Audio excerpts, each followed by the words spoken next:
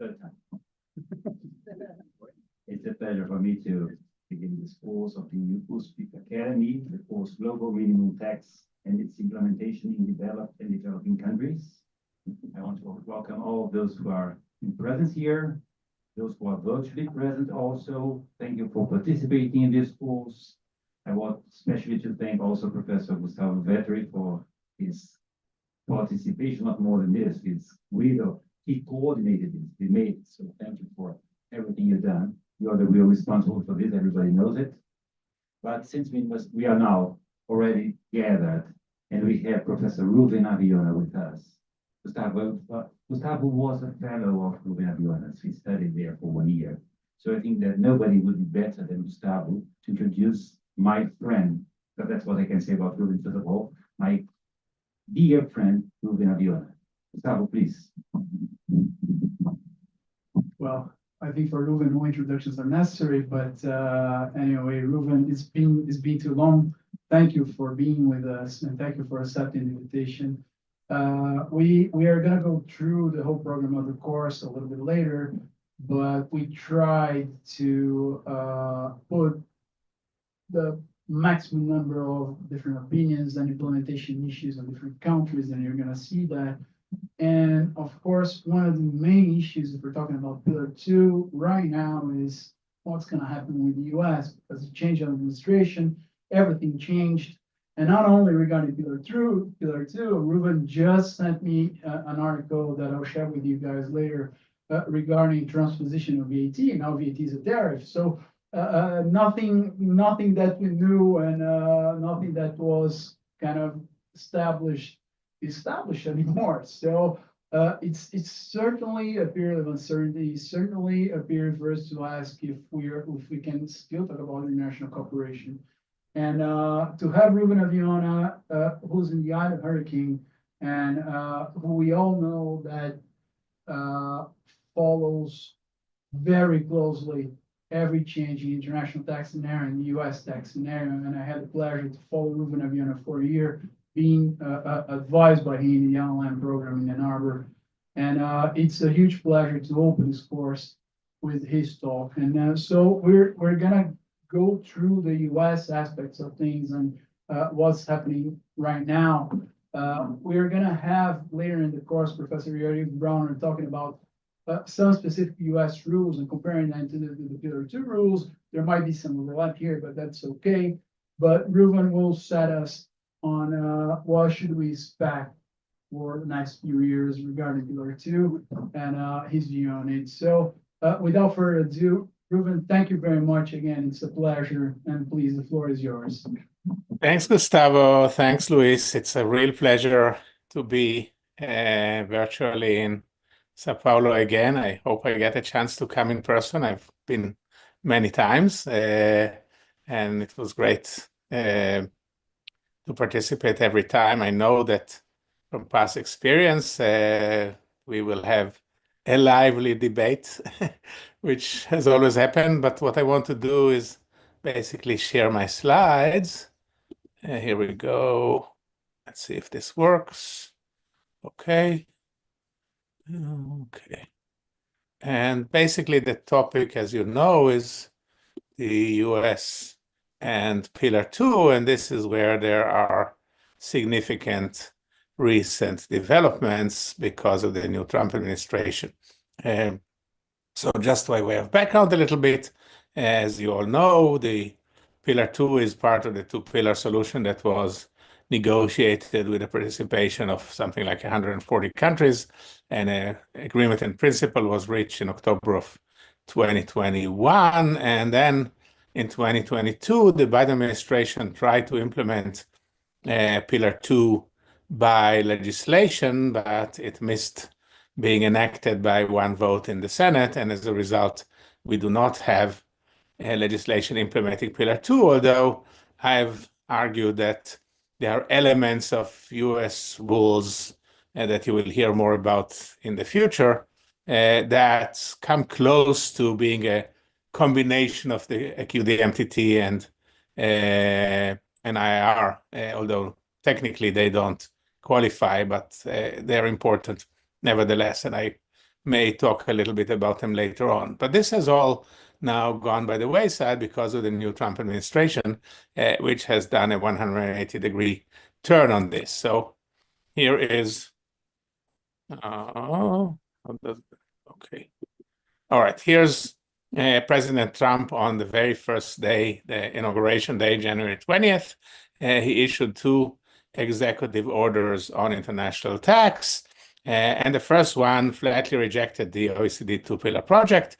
It says, Secretary of the Treasury should notify the OECD that any commitments made by the prior administration on behalf of the United States with respect to the global tax deal have no force and effect within the United States, absent an act by the Congress adopting the relevant provision of the global tax deal. So this is just a statement of principle. It doesn't really mean very much in practice because in any case, the United States did not implement Pillar 2. Pillar 1 was dead on arrival before Trump's inauguration because Pillar 1, as you probably know, involves a multilateral convention and it cannot come into effect without ratification, not signature, ratification by the United States, and the United States was never likely to ratify Pillar 1. So set that aside. But Pillar 2, as you all also know, does not really require a multilateral convention and can be implemented unilaterally.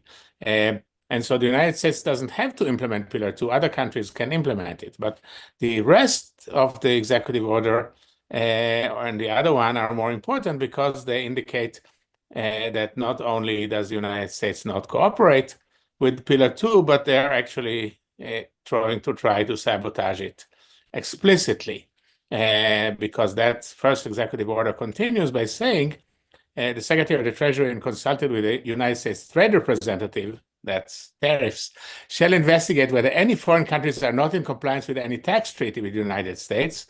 I'll get back to that in a moment, or have any tax rules in place or are likely to put tax rules in place that are extraterritorial or disproportionately affect American companies. And develop and present to the President, through the assistance of the President of Economic Policy, a list of options for protective measures or other actions that the United States should adopt or take in response to such non-compliance or tax rules. Okay. So what they mean here is the UTPR. That's the reason that they mention tax treaties, because the argument is that the UTPR is inconsistent with the treaties. I mean, I don't think that's right, but we can certainly discuss it. And also the argument is that the UTPR is extraterritorial and discriminatory. And that's what they're talking about here. And the question is, well, what are those protective measures, etc.? And we'll get to that in a moment. But basically, this is supposed to happen around the beginning of April. And after that, they can implement these types of steps. So then there was another executive order, also signed on January 20th, that says the Secretary of the Treasury, in consultation with the Secretary of Commerce and the United States Trade Representative, shall investigate whether any foreign country subjects United States citizens or corporations to discriminatory extraterritorial taxes pursuant to Section 891 of Title 26 of the United States Code, which is the Internal Revenue Code. So let's talk a little bit about Section 891. We'll come back to it, but this is an existing law. This law was enacted all the way back in 1934. So almost 100 years ago, and has never been implemented. What it says is that if any foreign country applies, quote, this is where the language comes from, discriminatory or extraterritorial taxes to United States citizens or corporations, then the president, unilaterally, without action by Congress, can double the tax rates on citizens and corporations of that country until it no longer does that. So the idea is to put pressure on the other country to drop its discriminatory or extraterritorial taxes by doubling the tax rate on its citizens and corporations on their income from sources within the United States. And this, as I said, is something that already exists in the law, although it has never been implemented before. So it's something that Trump could do tomorrow if he wants to. All right. So as I mentioned, these two orders clearly address the UTPR, which has been criticized widely. If you've been following the debate, Tax Notes International is full of articles about this, as are some other places, as discriminatory and extraterritorial, and also as coercive. That is, it's a way of coercing countries to, for example, adopt the QDMTT, and as a violation of tax treaties, and as a violation of customary international law. I've been engaged in this and in general defending the UTPR against all of these arguments, but I won't be able to get into most of them today, but I will discuss the discriminatory extraterritorial business because that is the one, and a little bit also about the treaties, because that's the trigger for the various US steps. So those are the executive actions signed by the president on January 20th. But then there's also legislation. On January 22, 2 days later, the chair of the Ways and Means Committee, which is the committee of the House of Representatives that is responsible for tax legislation, Jason Smith, Republican from Missouri, and the other Republican members of the committee, who are now the majority, of course, introduced the Defending American Jobs and Investment Act, or DAJI, and they summarized DAJI as follows. DAJI requires the Treasury Department to identify extraterritorial taxes and discriminatory taxes, there we go again, enacted by foreign countries that attack U.S. businesses, such as the UTPR surtax. So it's explicitly directed against the UTPR. And after the unfair foreign taxes have been identified, the tax rates on U.S. income of wealthy investors and corporations in those foreign countries will increase by 5 percentage points each year for 4 years, after which the tax rates remain elevated by 20 percentage points while the unfair taxes are in effect. So this is similar to 891 because, as you know, the U.S. corporate tax rate is now 21. So if you increase it by 20%, of course, it's basically the same as doubling it. Although, of course, they're also talking about reducing the U.S. corporate tax rate, in which case it will be more than doubling it. Okay, so that's the legislation. And there are some really interesting things. Oh, continuing, this is still the official explanation. The reciprocal tax ceases to apply after a foreign country repeals its extraterritorial and discriminatory taxes. So essentially, it's a stick. And if the foreign country does not apply the UTPR anymore, the reciprocal tax goes away. And as long as the reciprocal tax will remain dormant, as long as countries avoid any unfair taxes on U.S. businesses and workers. As we will see, that's actually not accurate, this description. Several countries have already made the wise decision to exclude the UTPR surtax from their implementation of the OECD Global Minimum Tax. Now, of course, in terms of countries that have adopted Pillar 2, they generally can be divided into two camps.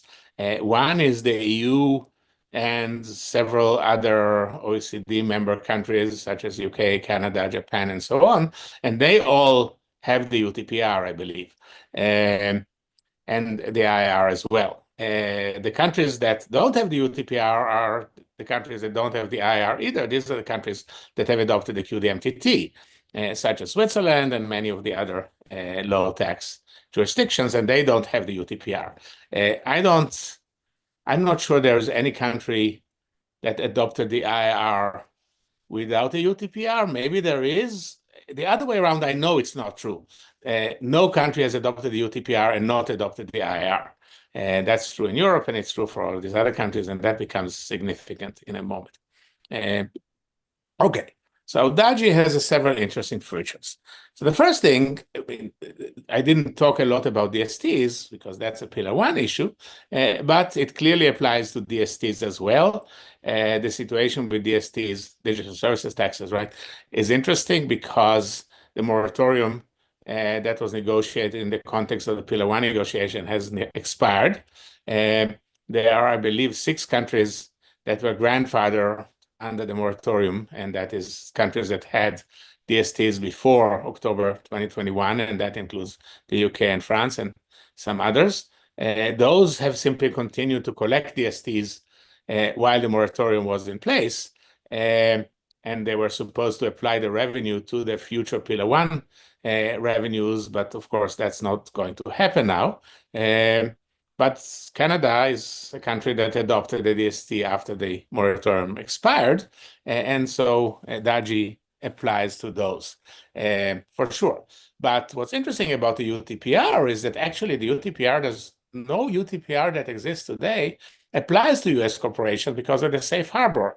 In negotiation with the Biden administration, the OECD adopted a safe harbor that says that the UTPR will not apply to any country with a nominal statutory corporate rate of over 20%. So that, of course, includes the United States. It also includes China.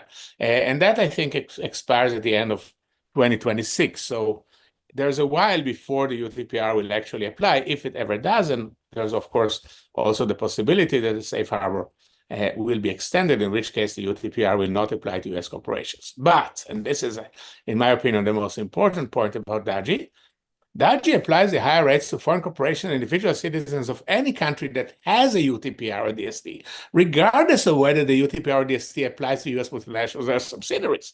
Because, and this is, it's wrong, the description, because the description says we will not do this as long as the foreign country doesn't apply to our multinationals. But that's not how the legislation is written. What it says is the legislation applies to any foreign country that has, as of the date of the submission of such report, one or more extraterritorial taxes or discriminatory taxes. So it's enough that you have the UTPR. It doesn't matter whether you apply to American companies. And DAGI operates as a policeman to the world, right? It would apply, for example, to a member state of the EU that applies the UTPR to a Chinese multinationals and does not apply to a US multinational. This, I think, is really striking because to me, it suggests that DAGI has nothing to do with protecting American businesses. It has to do with attempting to sabotage Pillar 2 by the United States, applying pressure to countries by threatening to punish them if they have the UTPR. And that's primarily, of course, directed towards the EU. Now, another thing that I know Professor Choueiri is very interested in, and that's this whole business about treaty overrides.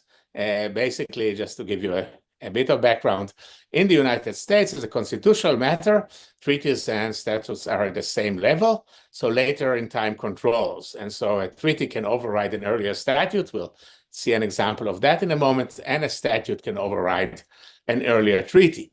And the DAGI is an explicit treaty override because it says the increased tax applies notwithstanding the two sections that talk about the relationship between statutes and treaties, determined without regard to any treaty obligation of the United States. So if there is a treaty that forbids DAGI, the higher tax rates, then it's overridden. And of course, on the face of it, every US tax treaty is inconsistent with DAGI, or DAGI is inconsistent with any US tax treaty because DAGI is explicitly discriminatory. It applies, let's say, a 40% or a 41% tax rate to, let's say, French American subsidiaries of a French corporation, where the tax rate on American corporation is only 21, and that is clearly in contradiction to Article 24 of the US-France tax treaty, and that's true for every other American tax treaty. This is pretty clearly a matter of discrimination because it is applied specifically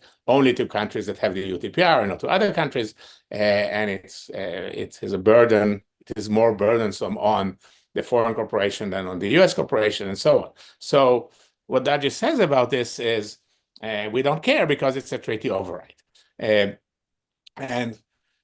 what's interesting about this, I mean, there's a technical issue, and I'll just go into this a little bit, with whether this language can actually be included in DAGI if it is enacted. So DAGI, of course, at the moment is just a proposal, but it is quite plausible that it will be included in tax legislation. And by way of background, Congress must pass tax legislation this year because at the end of 2025, all the individual provision of the Tax Cuts and Jobs Act from 2017 expire, and that means that there will be a huge tax increase on American voters in an election year. Next year is also an election year, and that, of course, the Republicans have to prevent. Otherwise, they will be clobbered in the midterm election.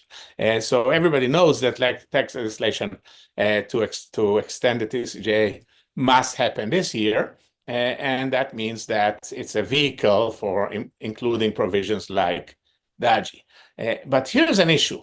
The way tax legislation is now passed in the United States, and that has been true for a long time now, since the 90s, is by what's called budget reconciliation. And that's the only way to pass legislation if you don't have 60 vote majority in the Senate, which never happens.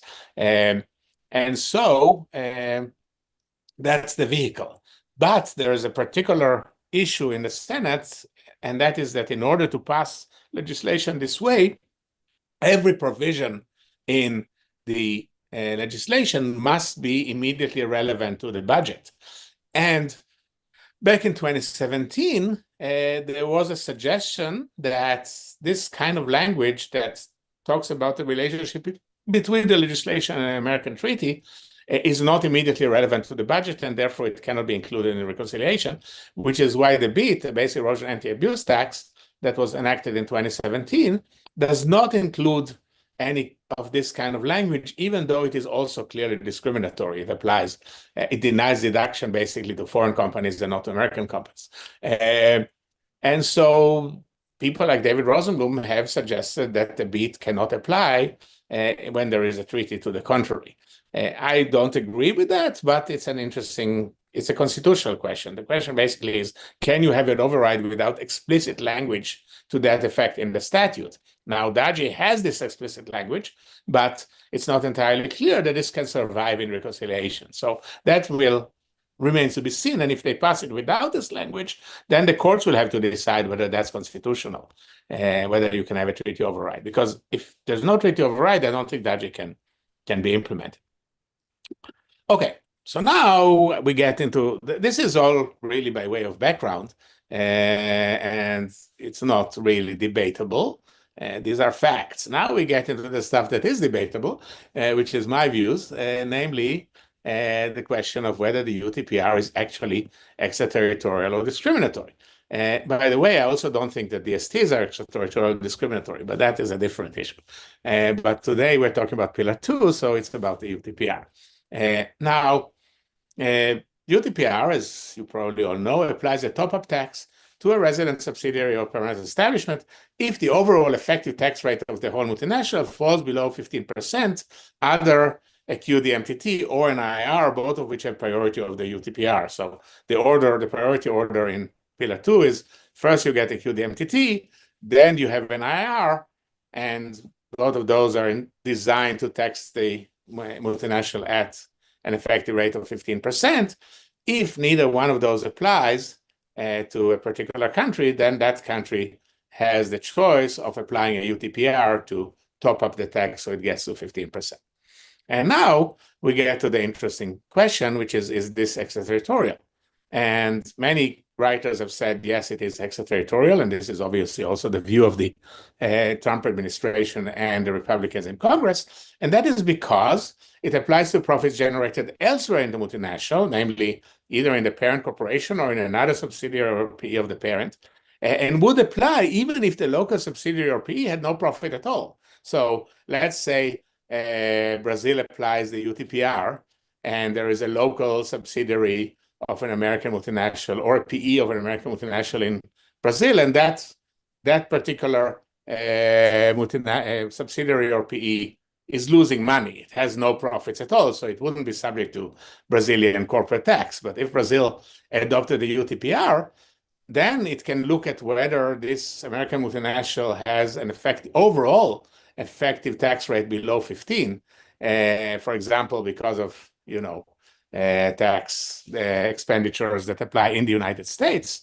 And if the answer is that it's below 15%, then Brazil can apply the UTPR to the local subsidiary, even though it has no profits whatsoever. And that's the argument that it is extraterritorial. So I think there are three problems with this argument. The first one is that, in my opinion, the same extraterritorial arguments can also be applied to CFC rules. In the United States, Subpart F, which is the traditional CFC rule, GILTI, which is the 2017 extension of Subpart F, and the CAMT, the Corporate Determined Minimum Tax, which is the 2022 edition. And of course, there are over 30 other countries, including all the EU members, that have similar rules. But the general consensus, and this we can certainly discuss because I think Professor Shueri doesn't necessarily agree, but CFC rules are not considered extraterritorial, even though they as practical matter, tax the foreign source income of foreign corporation. And so I would say, if they're not extraterritorial, the same as the UTPR. I mean, there are counter arguments. I'll get to those in a moment. But the main point here is simply to say it's almost impossible to argue, in my opinion, that CFC rules do not tax foreign source income of foreign corporation, assuming, we're talking about subsidiaries, not PEs, not branches. So in the United States, technically, the way we do it, the way we've been doing it since 1937 is that we tax the parent on a deemed dividend from the CFC. And that's how we got around saying that we're not really taxing the CFC on foreign source income because we don't have jurisdiction to tax a foreign corporation on foreign source income. But that's nonsense. It's always been true as an economic matter that we are taxing the CFC on foreign source income. And now it's clear that we are, because the county, for example, simply ignores the separate existence of all the CFCs and taxes them directly. And every other country that adopted CFC rules after the United States treats the CFCs as pass-throughs. So they tax the CFCs on foreign source income. And it's not that they ignore the CFCs, because they usually tax only some income and not other ones. So the CFCs are respected and they have foreign source income.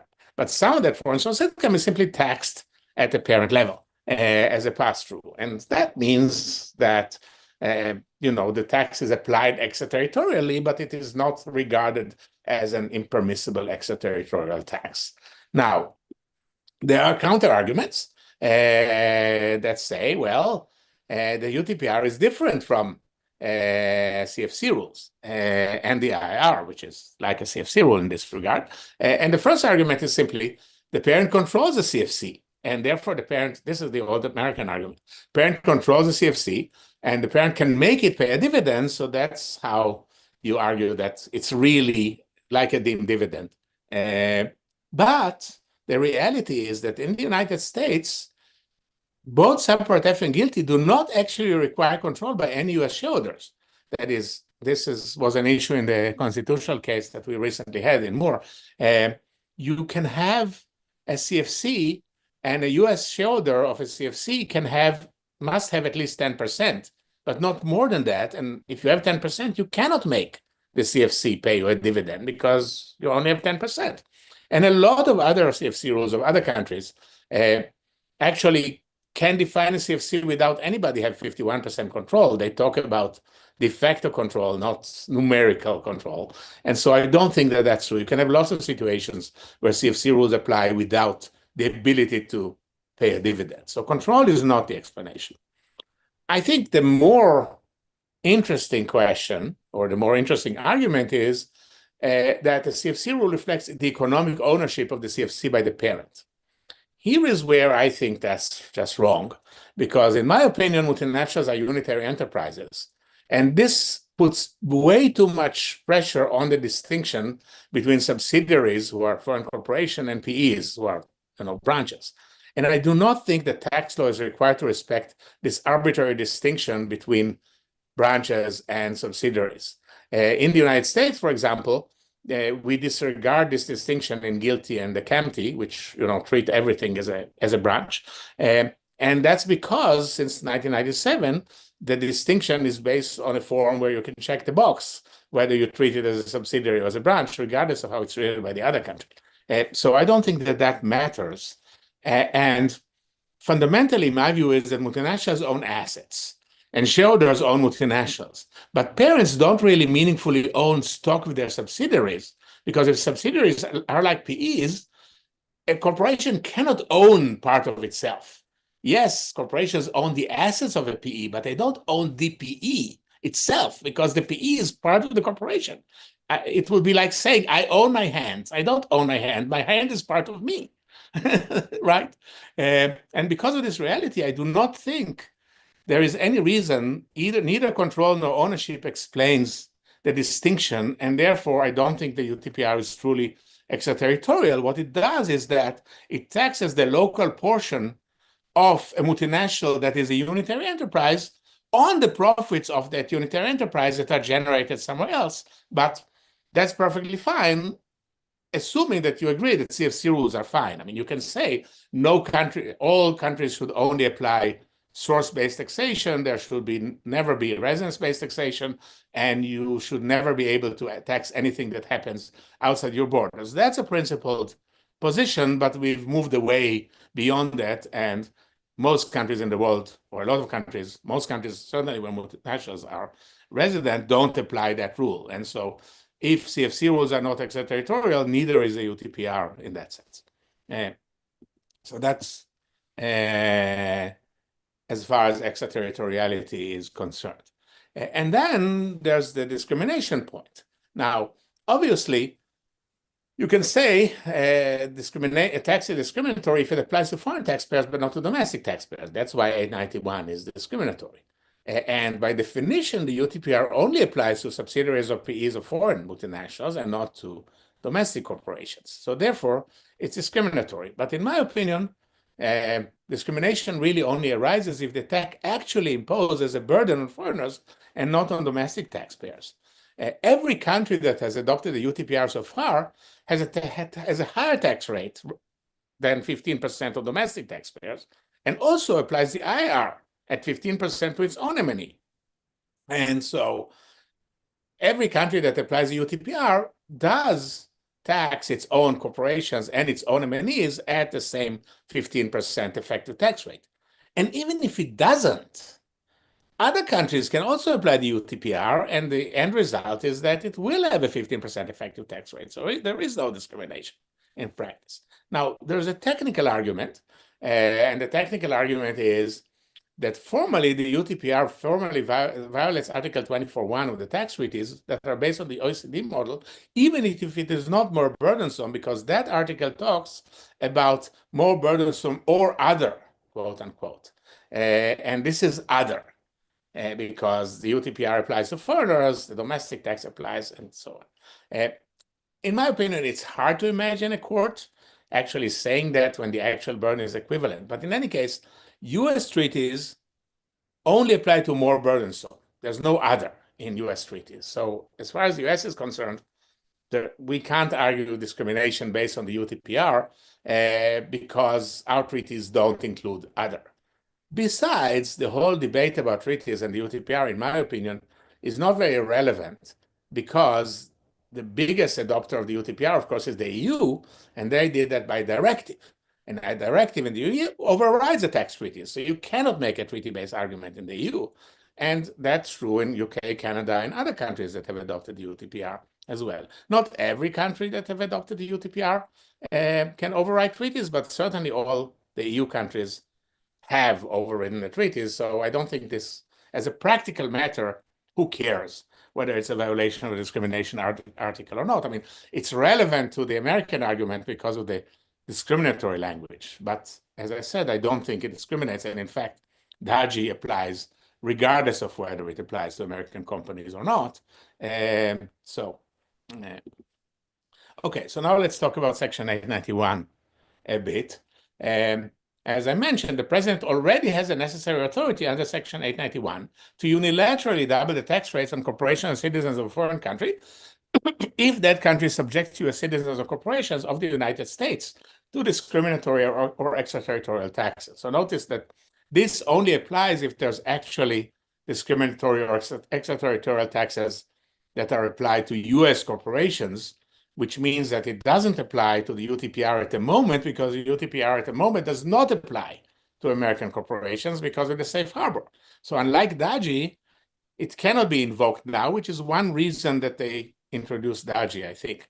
And the other reason, of course, is DAGI overrides treaties where there's 891 does not, as we will discuss in a moment.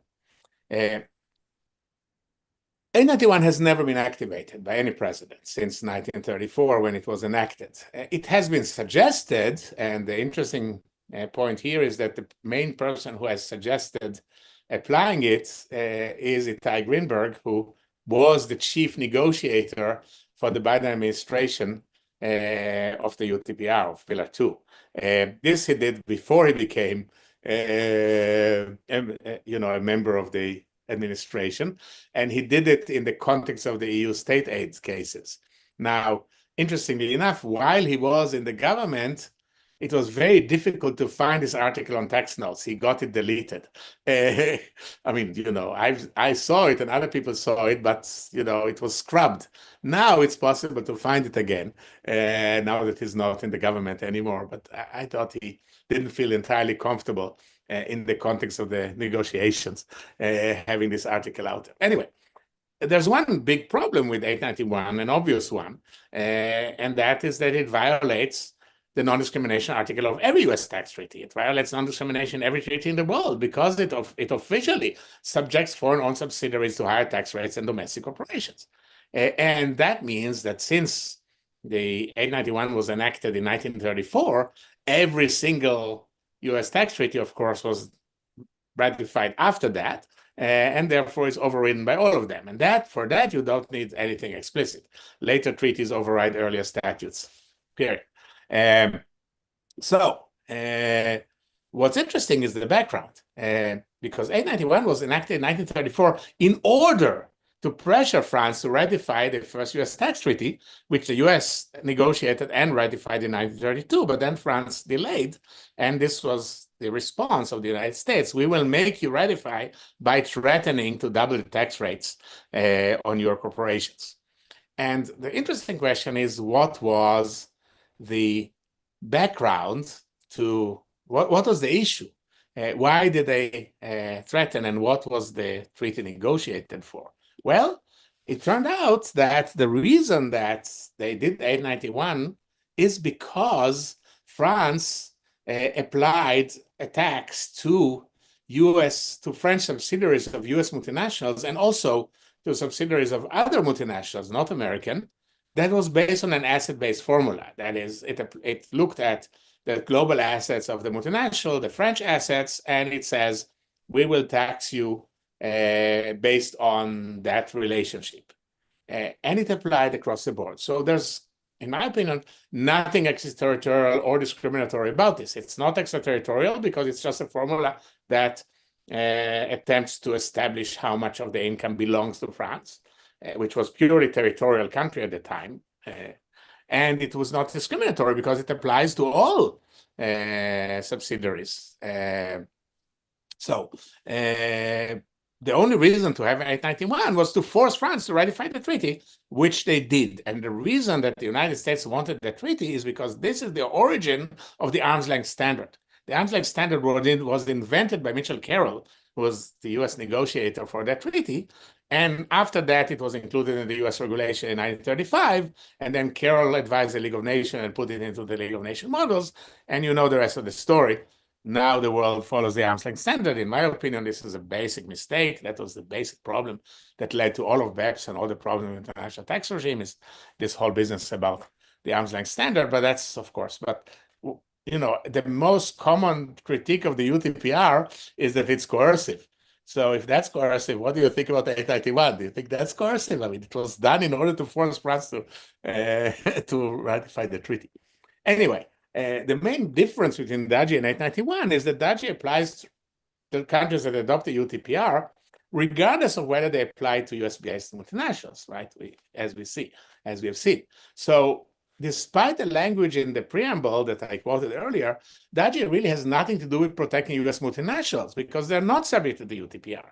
It's intended to try to sabotage Pillar 2 as a whole, and I think it will backfire because I don't think the EU will go along with this and give up on the UTPR. They may extend the safe harbor. It's possible through the end of the Trump administration, in the hopes that the next administration will be a Democratic administration a little bit more friendly.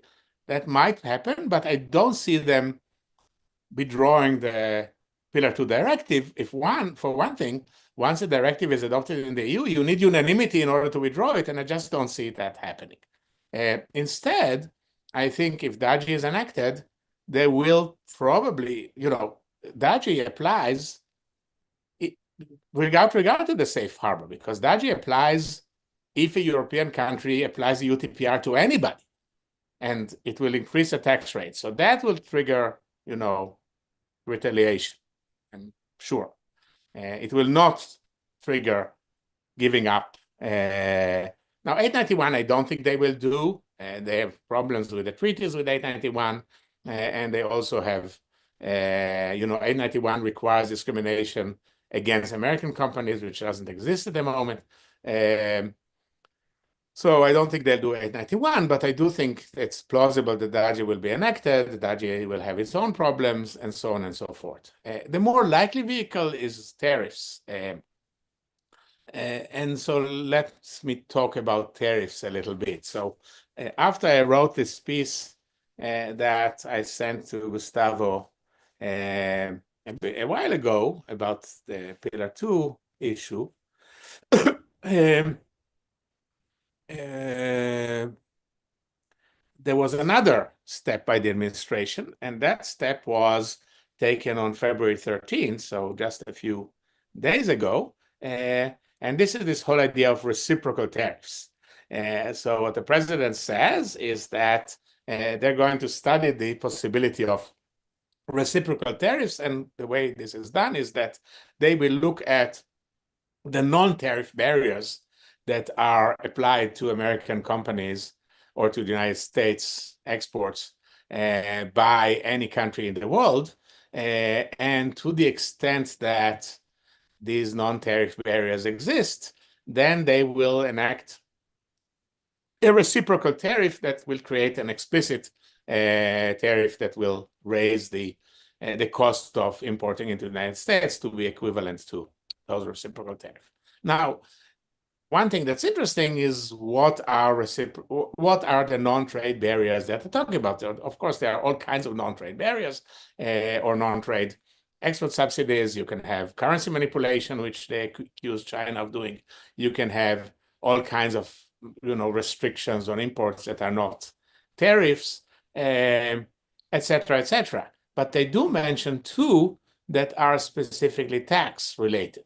So one is the obvious one, and that's DSTs. And there's already a long history of the first Trump administration and the Biden administration actually applying tariffs in retaliation for DSTs. That was the original France. Those have been suspended, but they've threatened it in Biden administration, threatened to do it in response to the Canadian DST, and so on. So my own view is that countries will not give up on DSTs. DSTs are popular. They are perceived as being paid by large American multinationals that don't pay taxes otherwise, but they do exploit the local market. And so I think politically, it seems to me unlikely that France or Canada or any of these other countries will abolish their DSTs. And I think it's plausible that other countries will adopt DSTs. And so we'll get into a tariff war on that. But there's a much more interesting element that was explicitly mentioned by the president and also in the kind of fact sheet that they let out, and that is that they say that the VAT, the value-added tax, is a non-tariff. It's an export subsidy. And the reason they say that is because, of course, it's border adjusted. That is, exports are zero-rated, imports are taxable, and they see that as being very unfair. And so they may put reciprocal tariffs in, contravention to the VAT. Now, if you listen to the economists, they will all tell you that that's nonsense. And in fact, conservative economists in the United States have already made this point, because the standard economic analysis of a VAT is that it actually doesn't change trade terms at all, because the currency exchange rate adjusts in such a way as to make exports more expensive and imports less expensive in the country that applies the VAT, and therefore it doesn't affect the actual trade. Now, I'm not 100% sure that that's right. There is some economics literature that raises questions about this, because there are like three reasons for that. First of all, probably most important one, not every country in the world gives full refunds or, for zero rating exports. China is famous for not doing that. That is, their VAT, they delay refunds frequently to segments in the economy that they don't want to encourage, and they expedite refunds to segments that they do want to encourage. And so then it doesn't work properly. I mean, in order for this to work properly, you need to have full tax on imports and full zero rating of exports. Point number one. Point number two is there's only one exchange rate, right, between two currencies. you can have some sectors that are more or less export dependent or import dependent, and so it doesn't adjust perfectly. And point number three is simply that not every country lets the exchange rates, fluctuate, entirely freely. Some countries, have, limitations on the fluctuation of exchange rate, and then again, it does work. But setting that aside, I mean, I think the main point is that, as you know, every country in the world basically has a VAT, and no country that has a VAT can afford to give it up. Regardless of whether the United States has reciprocal tariffs or not, because this is either the major or a major source of revenue for every government. And so if they go down that route, we're going to have a massive, massive trade wars, because it means big tariffs on every country in the world. I think that that's not entirely likely to happen, but, they do explicitly threaten it. And in fact, this was the point of the paper that I sent Gustavo today, there is, in my mind, a suspicion that what they're really trying to do here is to revive the so-called destination-based cash flow tax, which they had back in 2017. This was an idea of Paul Ryan, who was then the Speaker of the House, and the Republicans, and they wanted to essentially, there's a long history to that, of abolishing the corporate tax and substituting a VAT for it, a consumption tax. And the way they wanted to do this was to have this destination-based cash flow tax, under which exports are exempt, imports are taxed, and everything is currently deductible, everything gets expensed. And the combination of these things is basically a subtraction method, VAT. Now, if you think about it, if you have a tariff on all imports, like in these reciprocal tariffs, and they also are proposing expensing, full deduction for all tangible and intangible investments, and they also are proposing limitation on the interest deduction, and they also have already a lower rate for exports in the FDII provision, which they can, if they want, reduce to zero. If you do all of that, then you have the DBCFT in place. In a way, so back in 2017, this was shut down because the big importers said, we don't want to do this, Walmart, for example. But now, and also it was inconsistent with the WTO rules, because you do get a deduction for wages. But now they don't care about the WTO at all anymore, clearly. And so they could do that. And the reason that I'm suspicious that that's what they're trying to do is simply because that's what the famous Project 2025 says. This was kind of the blueprint for the second Trump administration. And Project 2025, without going too much into detail, says we'd rather have a consumption tax rather than the corporate tax in place, because it's more efficient, et cetera, et cetera, et cetera. So we shall see whether this will go anywhere. I mean, it may be just talk. If you were to ask me what's likely to happen, I mean, I don't think they will implement 891 because they will immediately run into massive litigation if they try to do that because of the treaty problem, because this is an existing law, so they can't change it. And as far as DAGE is concerned, I'm not sure they can get it through, although that's more plausible. But in any case, that will take time, because this legislation is more likely to happen in the second half of the year.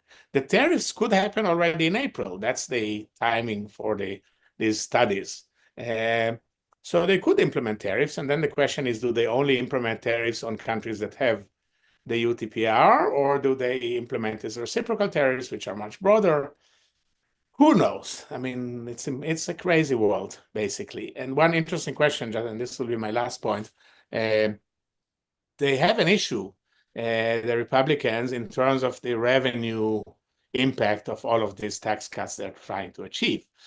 So they've set themselves a target of $4.5 trillion in possible increase to the deficit as a result of which is much bigger than, it's 3 times as big as 2017, when it was only $1.5 trillion. This is over the 10-year so-called budget window.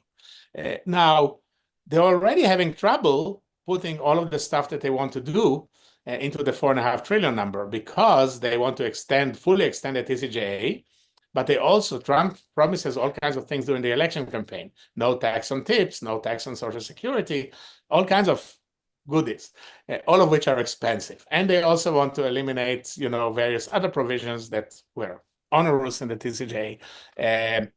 And who knows, I mean, in the TCJA, a lot of the money came from the multinationals in the end. So they had GILTI and they had the transition tax and they had the BEAT, all of which raised money to finance the rest of it. And I'm sure there are people in the lobbying of the multinational that would like to relax some of these and maybe get rid of the CAMT, which is also a big part of existing law. Who knows? But in any case, I think they'll need revenue, and one obvious source of revenue are these tariffs. And the broader they are, the more revenue they will collect, because then it becomes harder to restructure the supply lines in order to get around them. So it's one thing to put tariffs on Mexico and Canada, but it's another thing to put reciprocal tariffs on every country in the world that has a VAT. So that's and this may be also part of what they're thinking. In any case, this is all somewhat speculative, but the things that I talked about that are actually in the slides are all out there today. And so that's basically what I wanted to say. And now I'll be happy to take questions or comments. I'm sure Luis has some some reactions to all of this.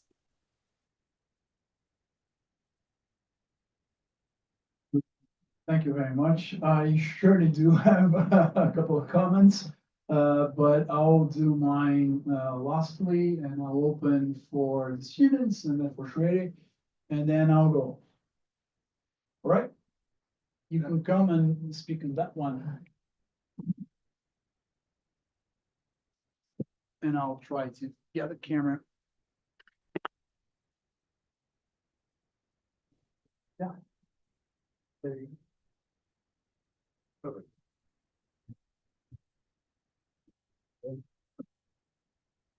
Professor Aviona, thank you so much for your presentation. It was very helpful. I have actually three questions. My name is Gabriel Besbati. I'm a law student, tax law student here at the university. And actually, I have three questions, Professor. The first one is the point that you told us, and you made a comparison between GILTI and UTPR. And I was wondering whether this is a fair comparison or not, because GILTI is much more oriented to prevent anti-abusive situations, which is not the point here for UTPR, in my view. So this is the first question that I would like to see your comments. The second question is related to Article 7.2 of tax treaties. My point here is that if you take a look at the AOA approach for permanent establishment, if you have a permanent establishment in country A and the resident company in country B, I mean, I think that's if you have to consider the income of the permanent establishment, you cannot apply the UTPR to tax an income that was not derived from this permanent establishment. And at the end of the day, this income is derived from another company, and not for the permanent establishment itself. So I think that's maybe there is a violation of Article 7.2 of tax treaties. And this is the second point that I would like to see your opinion. And the third point is related to the non-discrimination article of tax treaties. In my view, we have no problem here with the nationality article, that's the 24.1, because the discrimination is not based on nationality, in my view. But maybe we have problems with Article 24.5. It says that you cannot discriminate based on the holding of capital. So if you have a foreign company holding the capital of the company that is subject to the UTPR, maybe I have more problems and more issues here than Article 24.1. So this is also a point that I would like to see in your opinion. Thank you so much. Yeah, these are all very good points, of course, and they were raised. I was in a workshop on UTPR February 3, and all of these questions were raised, and I think they're really excellent. So first of all, there's an interesting question about whether the purpose of I gather you're talking about CFC rules. It's really to prevent abuse. This is the official view of the Court of Justice of the European Union. It limits CFC rules to abusive situations. That's not, of course, the view that's taken in the Pillar 2 directive, which applies regardless of whether the reason for the shortfall below 15% is any kind of profit shifting or abuse or not. So, I mean, it is fair to say that in the United States, the origin of the CFC rule was because of concern about profit shifting. This is why we have the base company rule and various other things that are designed to address profit shifting. But if you actually look at the way the rule stands now and the way it developed, and even the way it was written back in 1962, it has nothing to do with profit shifting. It has to do with, whether you control a CFC and whether that CFC has certain types of income. Now, it's true that the types of income may be related to profit shifting, but it applies regardless of whether there's any profit shifting or not. And so I don't think that it is fair to characterize at least the American CFC rule as an anti-abuse device. And from that perspective, I think the UTPR is perfectly consistent with the way, I mean, more fundamentally, and this is, as you know, or many of you may know, my view, there's this thing that I call the single tax principle, the idea that income should not be subject to double taxation or double non-taxation. I think that this was always there. It wasn't always perfectly implemented, but you can find it in the 1923 report and in the 1927 League of Nations model. And certainly in the US, you can find it in the treaties from the 60s and in Subpart F and in the first US model and the dual consolidated tax loss rule from 1986. And of course, in the more modern anti-hybrid stuff that is both in BEPS and in the TCJA. So I think that all of that has nothing to do with abuse. It has to do with under taxation. That is, this is Pillar 2. So that's my view. Now on your second question, so it's certainly true that if you take the OECD model with the authorized OECD approach, then there's something inconsistent between that and the UTPR because, my whole defense of UTPR was based on essentially rejection of arm's length and viewing the multinational as a unitary entity, which has always been my view. But here's my point, and that is that most countries in the world, the vast majority of countries in the world, have refused to accept the AOA. The AOA is not found in very many treaties at all. And that can be proven empirically. This was really, the AOA was the height of the OECD push towards, applying the arm's length standard, universally, not just between related corporations, but also with PEs and so on. But the reality is that nobody accepted it. The UN model, of course, doesn't have it. More treaties now are more similar to the UN model than the OECD model. And by the time they started BEPS, it was clear that the AOA was a failure. So I just don't think the AOA as a practical matter can be invoked. Plus, as I mentioned, in the EU, the directive overrides the treaty. So even if a treaty has the AOA, it doesn't matter. And that also applies to Article 24. Now, I agree with you. I think that there's an argument. I don't think it's a good argument, but there's certainly an argument to be made that the UTPR is discriminatory under 24.5. But as I said, again, as a practical matter, you don't need a lot of countries to apply the UTPR. I mean, the EU by population is the second biggest market in the world after China. It is hard to imagine a lot of multinationals quitting the EU in response to the UTPR, which all it does is require them to pay 15% effective tax rate. worldwide. It's not the end of the world, and I don't think it will make them leave the EU. And if they don't do that, then the UTPR will apply to them as long as the safe harbor doesn't kick in. Now, I do think that there is an issue of sovereignty. That is the thing that annoys Americans, in particular, both Democrats and Republicans, is the idea that the Europeans, through the UTPR, will nullify the effect of domestic subsidies to domestic activities, such as the green credits that were enacted in 2022 and so on.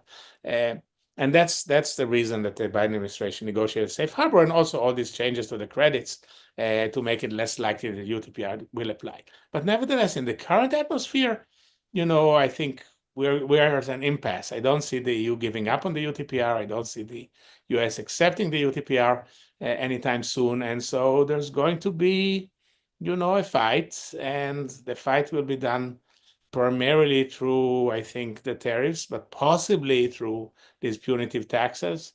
And it's a different world, but I don't think, let's put it this way, I do not see a court in the EU accepting a treaty-based discrimination argument against UTPR.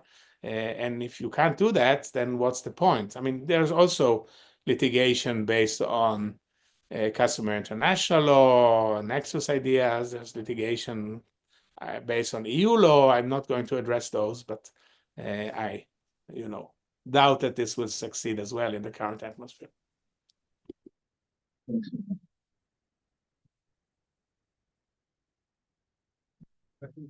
Anybody else? No? I had some, but ready? Go ahead, please. I have some doubts here. Please correct me if I'm wrong, because I may be wrong, because I didn't from without noting every word you said. I was trying to pay attention. Maybe I missed some point here. But it seems that your main argument is that you use this unitary approach. It means the group as a whole is being taxed and not individual companies. Now consider what I was just thinking. Imagine that you have a group as a whole making laws, but you have one jurisdiction where you have a lower tax, so you have below the 15%, and the group as a whole has no IIR. Then UTPR would apply anyway, because European country will say, well, sorry, there is a jurisdiction which is not making the 15%, which it should, so I'm going to tax.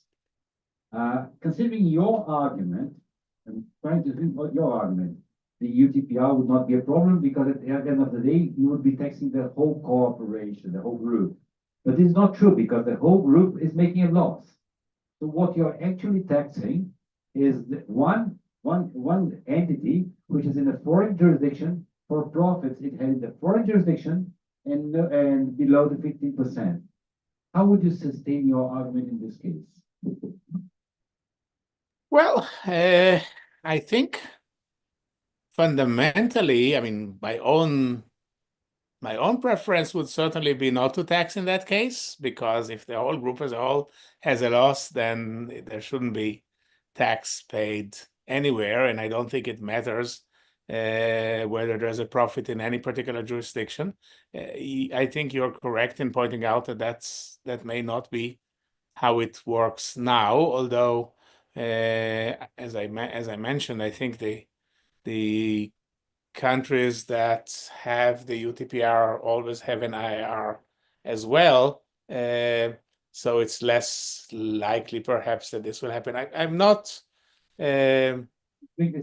sure how common that would be in practice, but I think you have a valid point. I mean, this is similar. Georg Koffler, I think, has the best anti-UTPR stuff. And he's the one who came up with this notion of, well, if the local entity doesn't have any profits and yet the UTPR applies, how can that possibly be acceptable? What you're doing is a little the opposite. You're assuming that the whole thing is a loss and there's one jurisdiction in which there is a profit, but it's taxed at below 15%. And I think that's a really interesting point. I'm not sure I've seen it although I haven't read the whole literature, it didn't come up in the workshop, so I think it's worth writing up. And I'll actually ask Georg and maybe also Hedon Warder Boros, who's at OECD, was at that workshop, so he actually can influence what they do. And this sounds to me like perhaps something where some administrative guidance can help. Valentin Bendliger from WU maybe also. But thank you. This is an interesting point. I'll think about it. Whether there's a way, as I said, from my perspective, there shouldn't be a tax. So they should fix that if a tax applies. I agree with you. We know UTPR, so we agree on this, but this is not the question now. All right, I have some. First one, going from the end to the beginning. You said that you don't see EU courts accepting discrimination arguments against UTPR, but we do know there is currently a case on a Belgian court. And I was wondering if you know the arguments being used there and how they're being used. So that's my first point, because we'll still talk about it during the course, but I want to see your view of it and what you expect to come out of it. The second thing is, when you compare UTPR to CFC rules and UT rules, Gabriel has brought one point. I want to bring another. These rules are basically very well founded on capital export neutrality. So you're taxing the investor state. They only tax because capital comes from the country that is adopting either the CFC rules or guilty or even the IR. So it's the IR, the way I see it is I'm allowing capital import neutrality, but up to a certain point because I don't want to allow for endless tax competition. So all of them, they do relate to the capital to the country where the capital ownership is, and you can make a capital export neutrality out of it. However, with UTPR is different, and the country taxing has nothing to do with it. And I don't know if you see that as relevant, but I've always saw it as those first set of rules. They do have a strong economic argument. The other one, the UTPR, is just a word police argument, saying, well, if everything else fails, I have a big stick here, and if no country does anything, this big stick from another country that shouldn't be getting a tax revenue out of this, it will apply. And this is a little bit different than taxing, homestead taxation, taxing where the capital came from, that you can still see a relation to where the income is being made and the country taxing it. So I wanted to pick your brain on that. And last, I won't go into the VAT. I'll call you sometime soon to talk about the VAT issues, because I read your paper and I really want to talk about it. And in my view, this is Paul Ryan, the Paul Ryan proposal and the cash flow tax going back into the spotlight. But we'll talk about that later. What I wanted to ask you about, which is something that is probably worrying people here, Brazil has adopted a QDMTT, and it is in force right now. We don't have UTPR and we don't have the IRR, although we have those weird CFC rules that you're, in the back of your head because you heard us speaking about them for a while. But how do you think the Trump administration and all these executive orders, tariffs, and so on and so forth will treat QDMTT countries? Because they're not extraterritorial, at least as I view them, but they can be viewed as discriminatory because, well, they don't apply to our own corporations, only to multinationals, and so on and so forth. So we're discriminating some subsidiaries owned by American groups. And would that is that currently the target, or from what I understood that you talk about is not, but could it be on the radar sometime soon? And do you see punitive measures against QDMTT countries being applied? So those were my. Okay, well, no, those are, of course, very good questions also. So on the first one, who knows? But basically, the lawsuit that is now proceeding has, I mean, the arguments are identical, I think, to the paper that Duma and Koffler and et al. Published in Tax Notes, three angles, three perspective on the UTPR. So there's the EU argument, the treaty argument, the customer international law argument, nexus, and who knows what will happen. But if you ask me for a prediction, I think they won't succeed, because I find it hard to believe that the CJU will strike down a directive that, remember, was approved after some hard bargaining with the Poles and the Hungarians by all the elected governments of every 27 member states. So I find it unlikely that they will strike it down based on any of these arguments. I mean, technically, as I said, I don't think the treaty argument works because of the override issue. I don't think there is. I mean, the customer international argument is, to me, fascinating, because until this happened, until the UTPR, I was almost the only person in the world that believed that there is such a thing. And suddenly all of these people that for years have argued with me that I was talking nonsense invoke customer international tax law. And so I don't think there is a very good argument against it, although on the EU law, I mean, I'm not an expert, so and I really respect Georg Koffler. So who knows? If it's going to be struck down, it will be on that basis, I would predict. Now, I think on the capital export neutrality and so on. So here,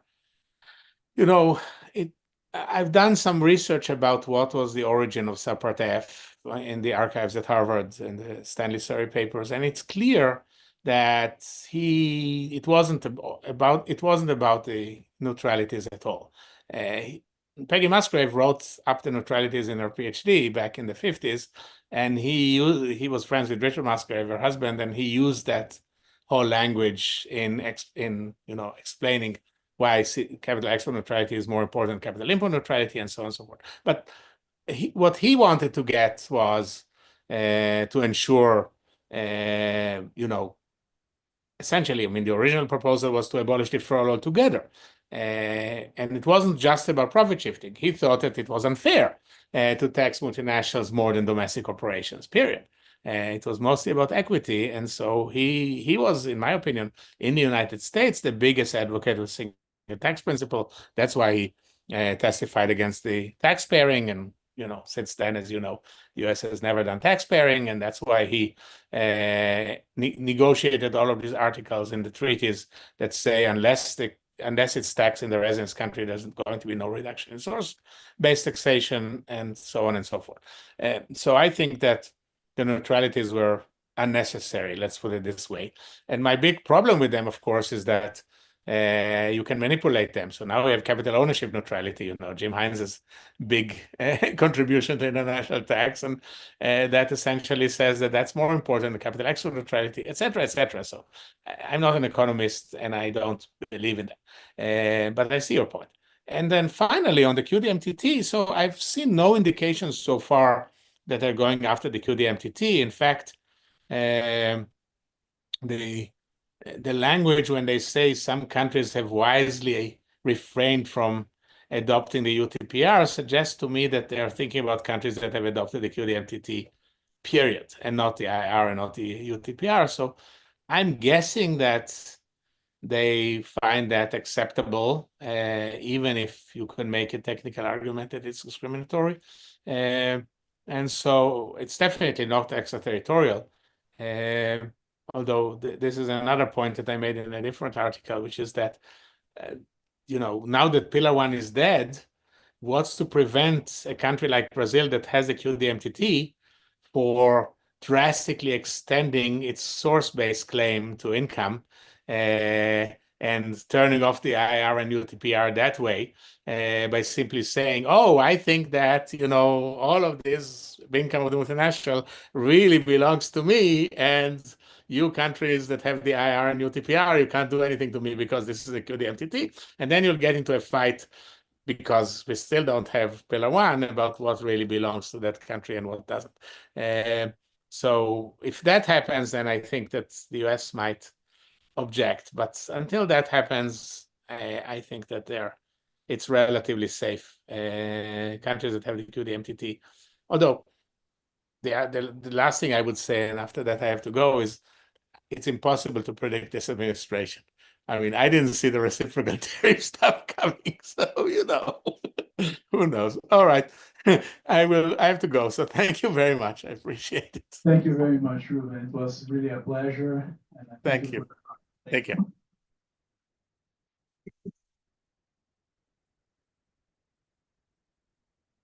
All right. So, want to do a break or go? Yeah, More break, makes that not. 10 minutes? All right, 10 minutes break, and we'll come back. Shall we? Everybody here? Okay.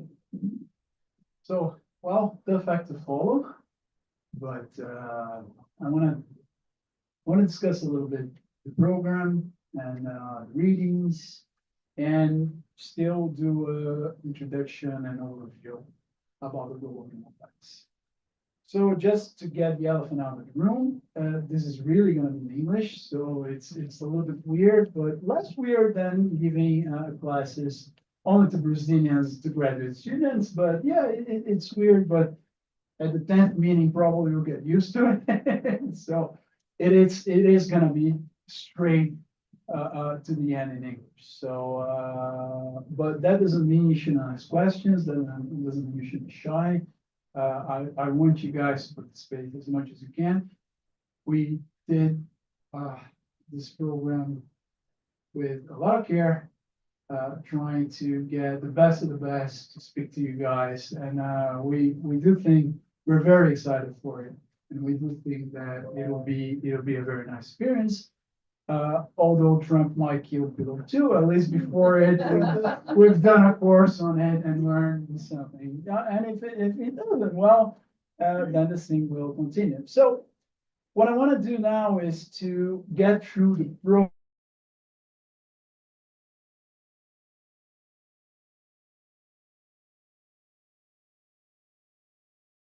Getting to some of the basic aspects of Pillar 2 and the global minimum tax. And I will go back to the point of the program that will deal with these aspects and to dive a little bit deeper and we'll discuss what we'll have in each of the lessons. So our goal here when we assembled the program was basically to balance three main points: policy issues regarding Pillar 2 and the global minimum tax, adoption issues, and legal issues, treaty issues, policy choices, and some kind of adoption monitoring. Of course, we didn't go to all the countries around the globe, but we have the USA. We talked about the USA. Today, we'll have Professor Gary Browner talking about specific USA rules like the GUI, the BEAT, and everything on a lesson for ahead. We'll have China.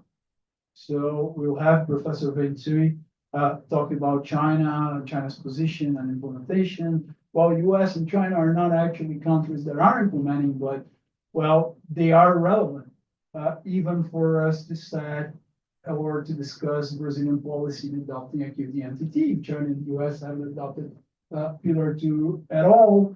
Should we have jumped the gun on the QDMTT adoption? And I know Professor Freire has a strong position that we really jumped the gun, and it was not the time to do it, because on the one hand, the Brazilian IRS has the position that, well, if we don't do it, we're leaving money on the table for other countries to tax.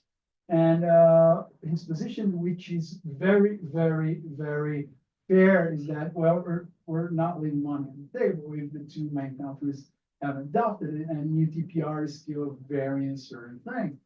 So should we have done it that early? That's not something that we'll discuss today, but this is something that we will discuss during the course. So we have the US, we have China, and they are really important because of the non-adoption. And to see how they're thinking about this thing is really important to see where we go from here.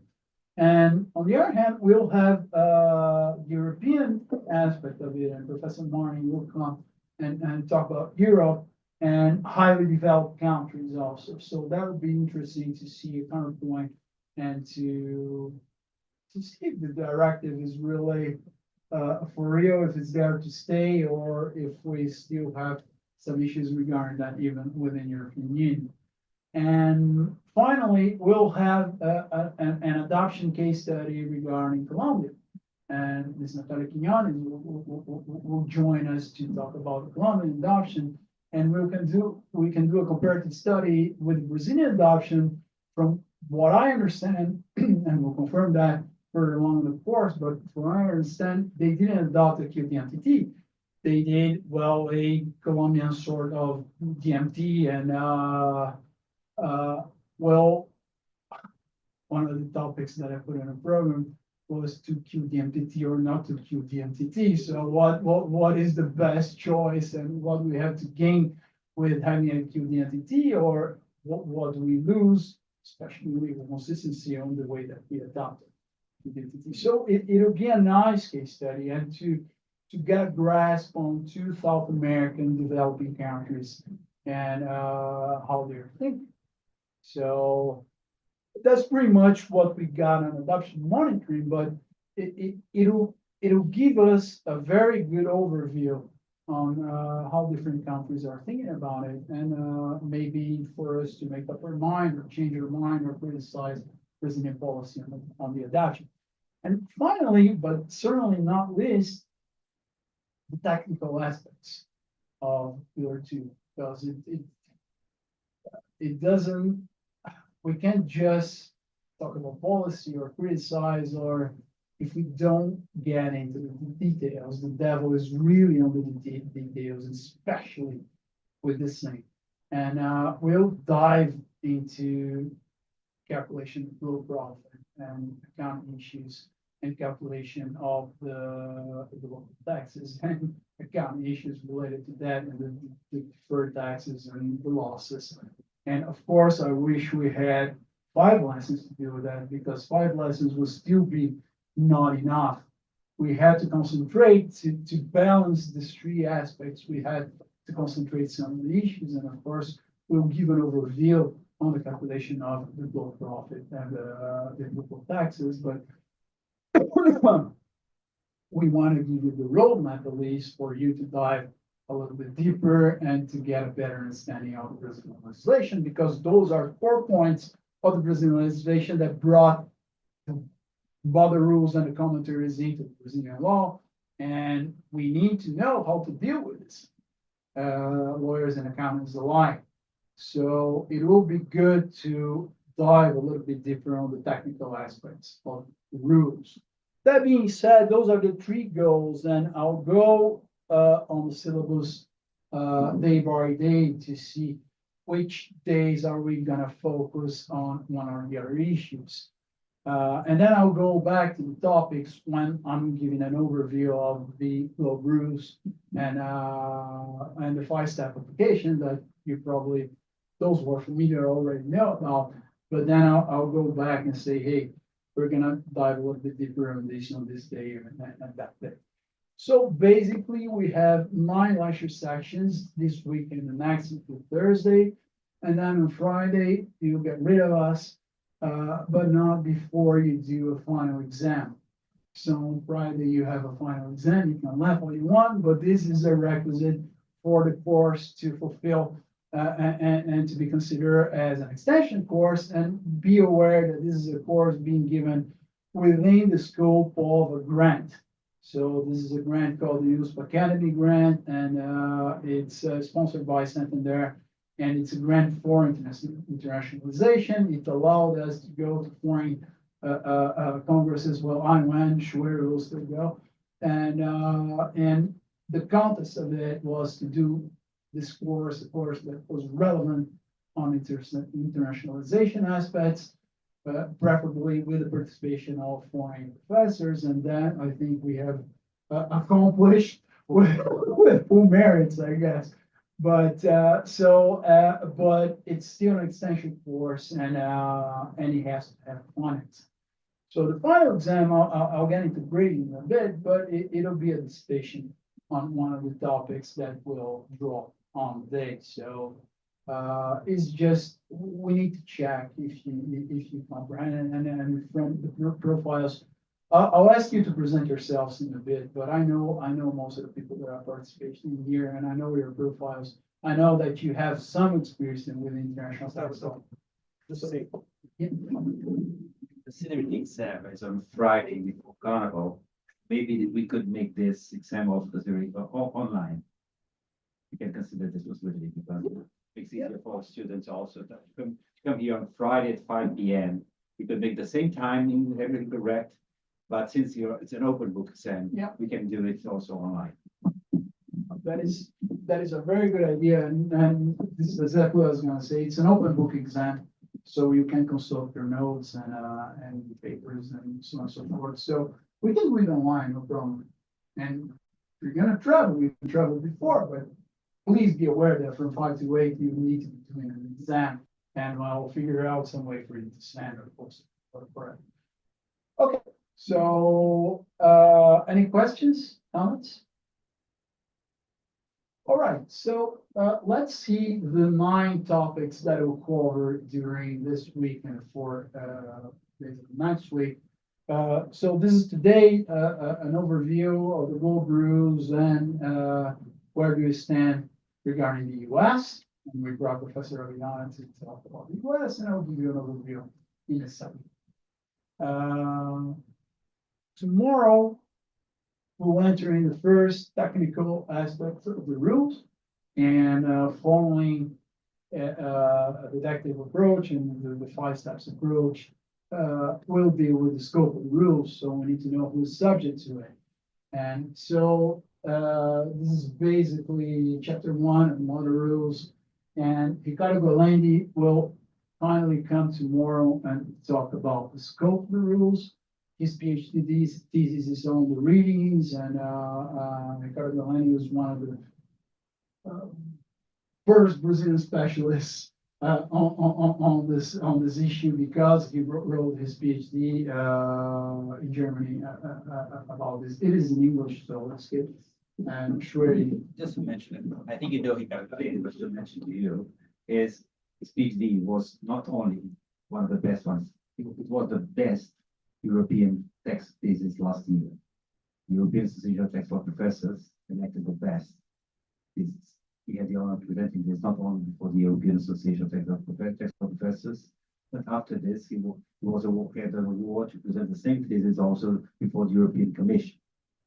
During the European Association of Text Law Professors meeting, I was there, and it was as a Brazilian, I was very proud of seeing the presentation, the comments I heard from some professors. I was there. I heard that the best of the whole Congress of the European Association of Text Law Professors was his presentation. I heard from some professors saying, "Now I finally understand what this is about." So I mean, no pressure for him tomorrow, right? Just for you to know, I'm not going to be here tomorrow. I have a surgery tomorrow, so I'm not going to be here, so no pressure from my side.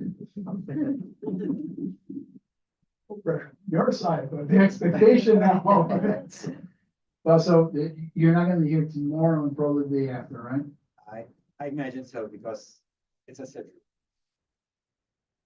Not be serious. Let's go.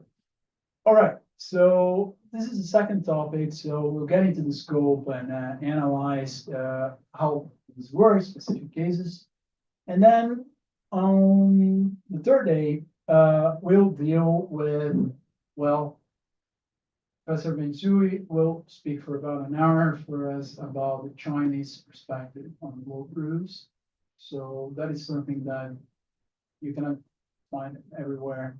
And of course, we don't have access to a lot of Chinese professors and a lot of Chinese texts on the readings.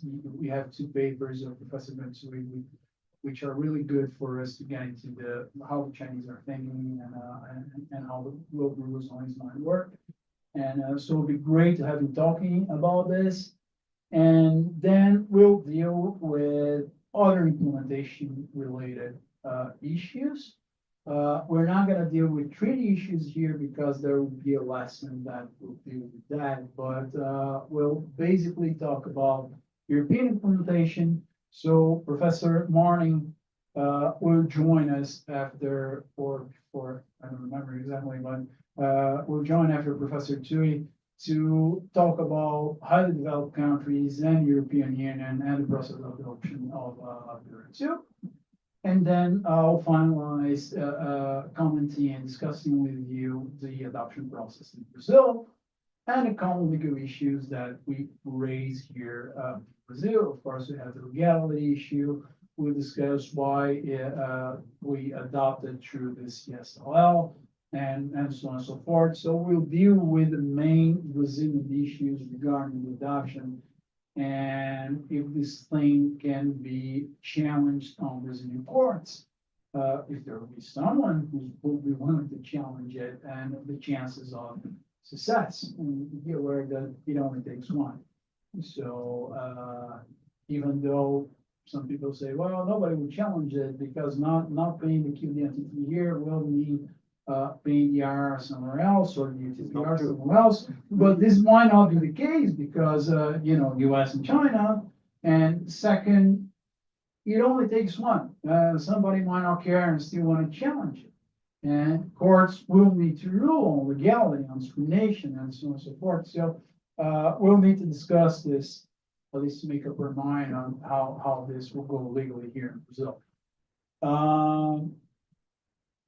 And on our fourth meeting, Professor Galeni will be back, and Professor Roberto will also join us.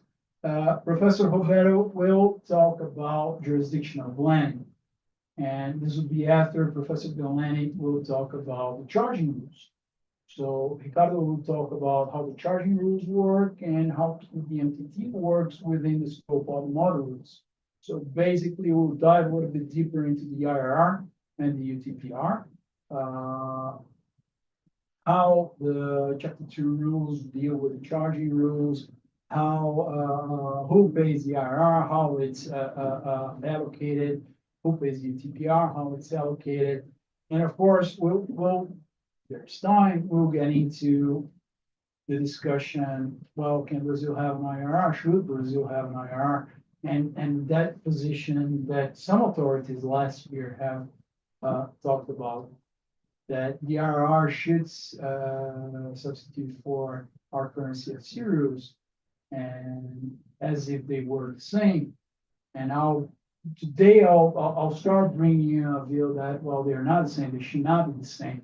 And for us to substitute it with CFC rules for an IRR without having dividend taxation, and that's something that I'm writing about, it's just insane.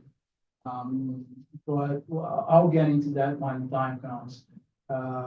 So from a policy perspective, we should be really aware of what is an IRR and what can it substitute for, because it's not the case that it works the same as the policy choice that we made back when we adopted our CFC rules. I'm not defending the CFC rules, by the way, but they have a reason to be, or for coming to be in 1994 when we repealed dividend taxation, and coincidentally, we adopted taxation of CFCs at the corporate level.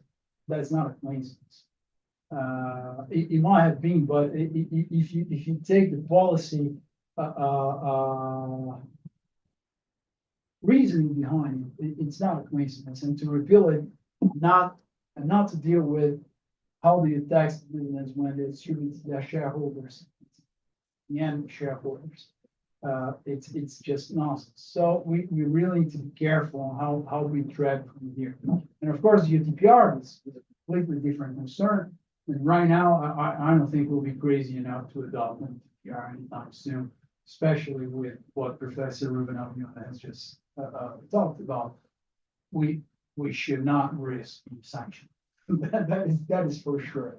So we'll discuss a little bit of that and how the QDMTT fits within all the charging rules, because when you look at the model rules and charging rules, the QDMTT is not there. So where is the QDMTT? The QDMTT is a safe harbor within the scope of Pillar 2. And is it really? I mean, it should be a safe harbor, but, and I know that Ricardo loves this, and there's a paper of him on readings. It should be, but is it really? I mean, will it really prevent other countries from applying the IRR, for example? And in what stances and so on and so forth. So we'll discuss that. And then Roberto will come and discuss jurisdictional planning. And jurisdictional planning is really relevant, especially for developing countries, because I'll go in a bit into the issue that, well, this thing was put together to curb harmful tax competition, and it might work a little bit, but it doesn't make preferential regimes go away, especially on high tax countries, where jurisdictional planning can be used by high tax countries or by developed countries that do have a standard rate above 15%, above 20%. And but they can use this to shelter their own preferential regimes. The jurisdiction planning will allow for such sheltering. But the question would be, well, if not jurisdiction planning, what should be adopted? And Roberto has a really good paper on that is on the readings, and he's going to talk about it, and we'll be able to discuss it. And this has everything to do with the charging rules, because they're all based on jurisdiction planning, as I will show you in a little bit. So this is topic 4, and then we'll go into topic 5, which will go back to the US experience with Professor Yuri Browner, diving a little bit deeper on the guilty rules, on the PIT rules, and some have already said that, well, the guilty rules were an inspiration for the IRR rules, especially the SBIE rules that mirror the guilty rules. And well, Professor Avignona, that there are some texts on the readings that where he debates that and say, well, that's not really true, because the origin of the guilty rules is a little bit different than Pillar 2, especially because, well, being very coherent with this line of reasoning, you say, well, Pillar 2 is based on the single tax principle and guilty is not. Guilty was just a Trump creation. Of course, that's very personal of him, but we can discuss and see Professor Browner's view on that. And if guilty really does work as the IRR, if guilty would be considered a covered tax under the Pillar 2 rules, because that's very important to check if they will be computed or not, be it 15%, especially the push down of the CFC taxation. So we'll get into that, and Professor Browner will speak to us. And then after that, or prior to that, depending on we're dealing with time differences that are not small. So I'm trying to come up with the best allocation of times between professors. This too late. So I think Professor Yariv will talk last here, because Professor Blazej will get into Pillar 2 on tax treaties and investment treaties, and his time difference is much bigger than Browner, so he'll speak before. And so he also has written about this, and we'll go into tax treaty issues again. We started today, but we'll definitely dive a little bit deeper then. And we'll go into issues that are less relevant for Brazil, because we are not signatories of a lot of investment treaties, and the investment treaties that we do have, most of them don't have strong arbitration clauses. But this is something That's that is actually not, those that are enforced do not have investor country arbitration, but they do have country arbitration. yes. The ones that are not enforced, some of them have investor country arbitration, because they are not enforced simply because of that. Because Congress will never accept them, at least that's the mindset that Congress has adopted until now. I don't know if it's true or not that we have a constitutional block to that kind of arbitration, but the fact of the matter is that although we executed the agreements, they have never entered into force because Congress have not adopted them. But we do have some few investment treaties that do have country arbitration. And of course, those are usually handled by diplomacy, and investor counter arbitration are not, because the investor can sue the country. But even then, I mean, diplomacy sometimes don't work, and arbitration might take place. So even then, it's important for us to understand how investment treaties might deal with the two rules. And for other countries, and we need to know that investment treaties might be a big issue for India, for Mexico, and countries, especially developing countries that do have strong investment agreements that already generated huge arbitration discussions, like India, for example, with the Vodafone case and other cases regarding their withholding tax on capital gains, and Mexico with some other cases. So we do have experience of these treaties being invoked to say, hey, you cannot adopt this because it's retroactive or it violates a good faith expectation of the investor. And some people are saying that the MTT might do that for some kind of tax incentives. So we need to check how those treaties deal with Pillar 2. So Professor Blazaj will come and talk about that, so tax treaties and investment treaties, on February 21st. And then our topic 6, sorry, this is February 20, I guess the date is wrong here. Topic 6 is February 21st. This is actually, topic 6 is February 24th. So this is right on the program we're on here.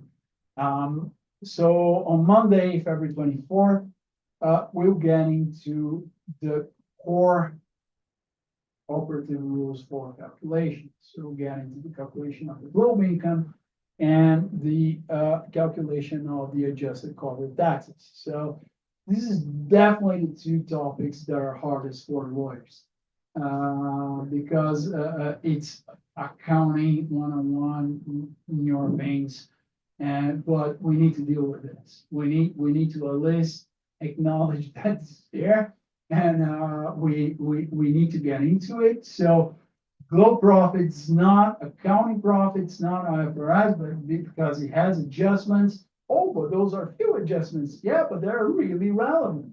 They can render this whole thing ineffective for their purpose, especially to curb tax competition. If you look at, and this is something that we deal specifically in topic 7, if you look at how it deals with qualified tax credits. So qualified tax credits is an issue about how do we calculate the global income. And the way that other rules deal with this, well, Brazil has already noticed on this. Said, hey, you know, the ETR drivers that we have that lowers the ETR from Brazilian companies like Sudani and government grants. Well, we're changing them to government grants to qualified tax credits. So this is symptomatic. This is symptomatic that is something really, really wrong with the model rules. And if it's kept that way, the ability of it to really deal with tax incentives and tax incentives would be diminished. So we'll deal with this on topic 7, and we'll have again Professor Martin Vance and Professor Rene Mariotti dealing with this topic.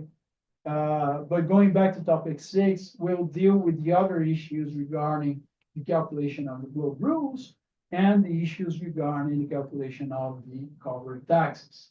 And here, certainly, where it really gets tough regarding the corporate taxes are the deferred tax attributes and losses and related issues. So accountants may have this thing a little bit easier, but for lawyers, deferred tax attributes are not an easy thing.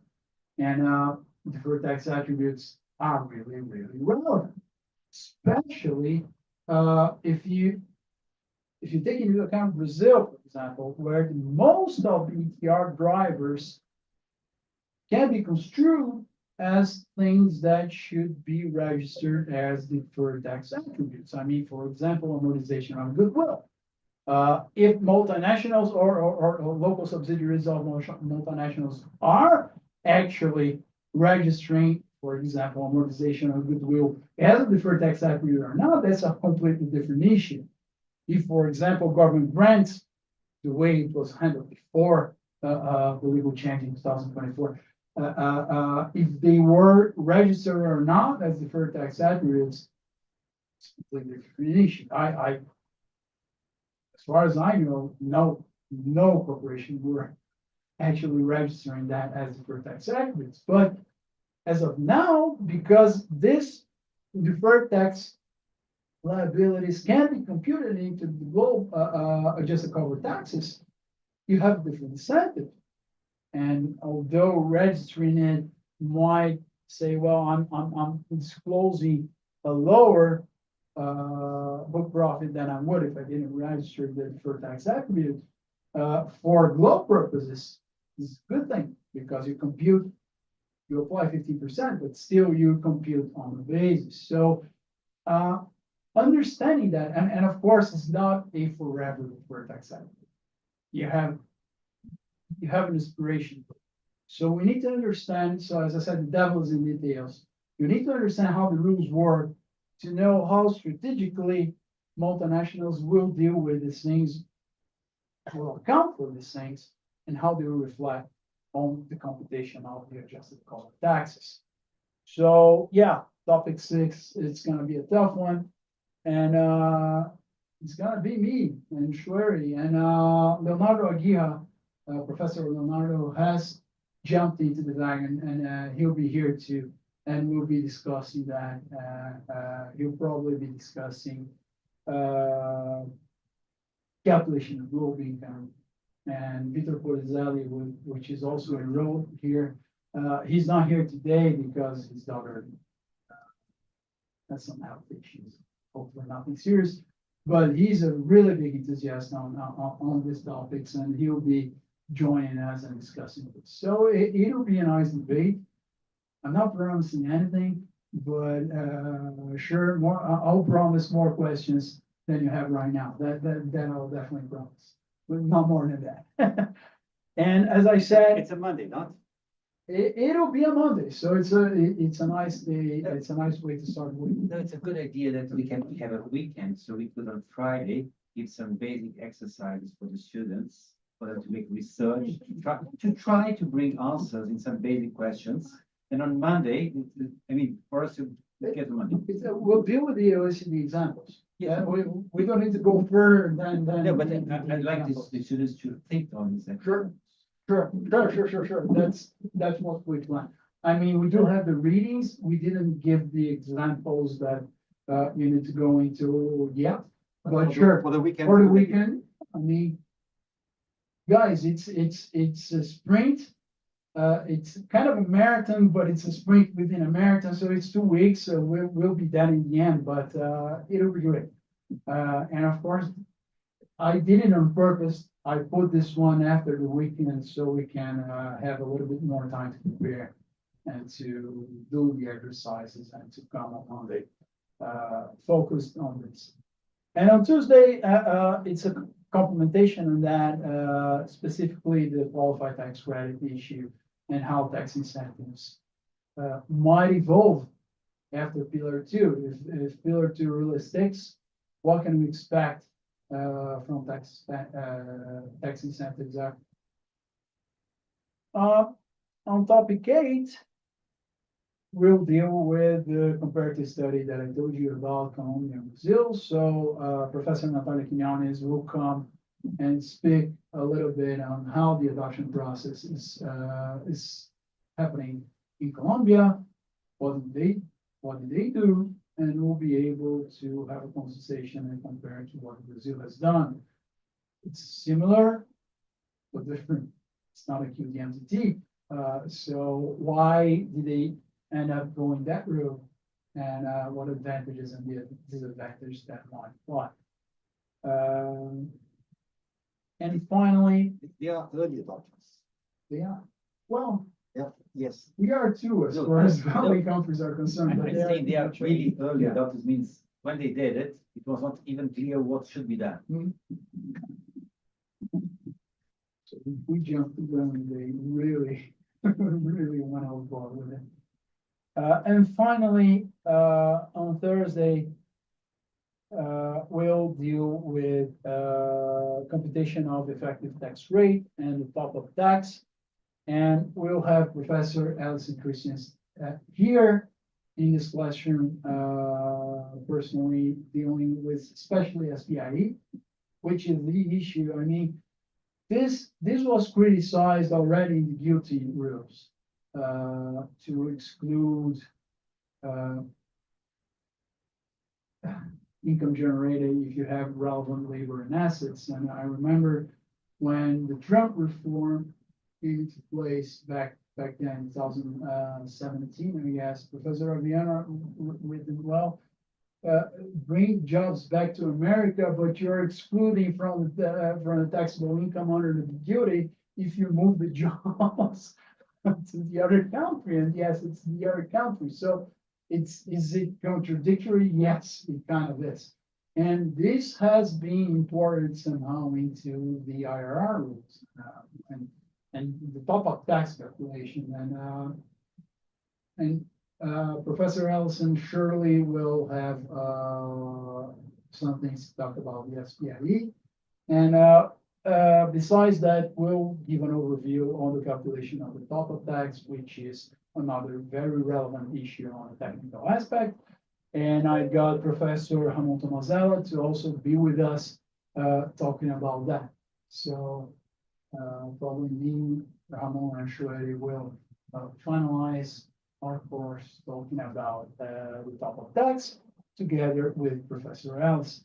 So, well, that's basically our plan, and our program is very ambitious, I know, but hopefully in the end, we'll have a good grasp on the policy issues, the technical issues, and the adoption issues, which were our three main goals here. And as I said, February 28th, we'll have the final exam, which Professor Fueri kindly has suggested that we do it online, just to for everybody to see that Professor Fueri isn't all about being the bad guy. He's the good guy from time to time. So just to finalize talking about the programs, and then we'll go into some of the aspects of the Globe Brews.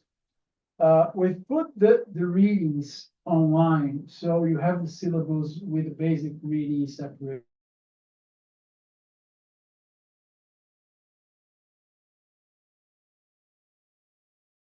It was a little bit today, and I shortened a little bit of basic readings and put some stuff more in supplementary readings. There's only so much I can do as far as reducing stuff. For those who are already familiar with Globe, it's a lot of stuff. It's a lot of rules, a lot of commentaries. So the thing is complicated. I mean, income tax is complicated, and then this is kind of a new income tax on top of an income tax, so it's not going to be easy. And there are going to be a lot of rules and a lot of considerations. And to do one thing that is a one size fits all to all countries.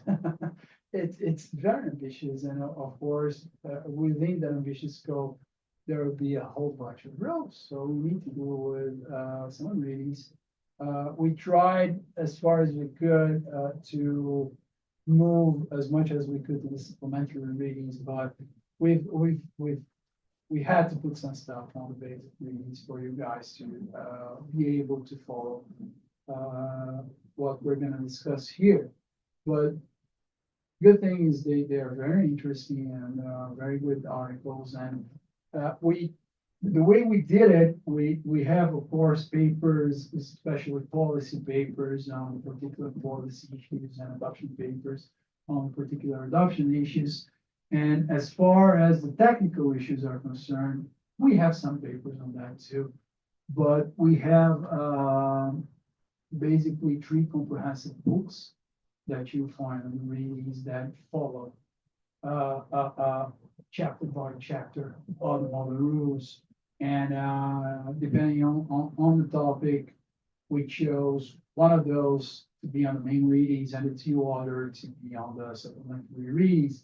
But you have basically 3 core comprehensive books that do comment on the model rules from beginning to an end. So, and the relevant chapters on the topics that we're dealing with are there. So if you acquire a taste for one and then more than the other, you can choose to follow by them. And of course, you have the model rules and the commentaries, which are dense reading on the technical issues also. So I recommend you to pick one and follow that one, and at the unresolved issues, you go to the other ones. And the papers are to tackle specific issue, policy issues, or some legal issues that is still unresolved on model rules. We have papers tackling that. Grading. I hate to talk about grading, but we need to. So there will be the final exam. The final exam is going to be a dissertation of one of the topics that we're going to draw on the day. So we'll choose one of the topics. The papers in my head, pick one, and, from 1 to 9, and that's going to be it. You do a dissertation on that topic. Of course, you can focus on one or other issues, but you should be comprehensive enough to detail the things we had discussed here with a beginning and middle and an end. And that'll be it. And of course, each one of you will focus on different issues, and it's a joy to read them and to see what have you distilled from what we have discussed. But try to cover at least the basic issues for you to get a grade list. And the passing requirements are 7 or above. If the grade is below 7 and above 3, you have the possibility to do a supplementary exam to try to pick up your grade for it to be above 7. Hopefully, nobody will get it. But if it comes to that, then we'll speak personally and we'll schedule a supplementary exam on a day that is agreeable both with whoever is in the situation. Okay. All right. Questions, comments? Online students, please speak. If you have any questions, I think I can hear you, although I haven't tested it. I think before I go into your rules, we still have some time. 10 minutes for everybody to present themselves. You like that, or Nice. I think it's Makes sense. it makes sense, right? I'll begin with the people online, and then we'll go to the people that are here.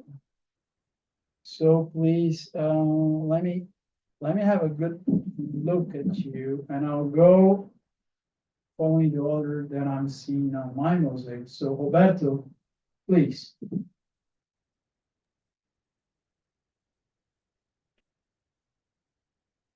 Roberto? Well, Good night, everyone. My name is Roberto. I am counselor at CARFI. I have a degree in law in UFMG and a degree also in UFMG. And I also have a degree in accounting in CPCAF. That's all I have to say. Awesome. You'll be joining us personally in the next few days, right? All right, Roberto. Yeah, tomorrow I'll be there. All right, wonderful. Thanks for being here. Thanks for making the effort to be here online. I know that you had some issues. And welcome. Victoria. Hello, everyone. I'm Vitória. I'm a Brazilian. I work at Veirano Advogados, but I'm currently pursuing the LLM program at the New York University. I'm doing the International Tax Program here, and I'm happy to be here. Welcome, Victoria. Happy to have you. Rosemary?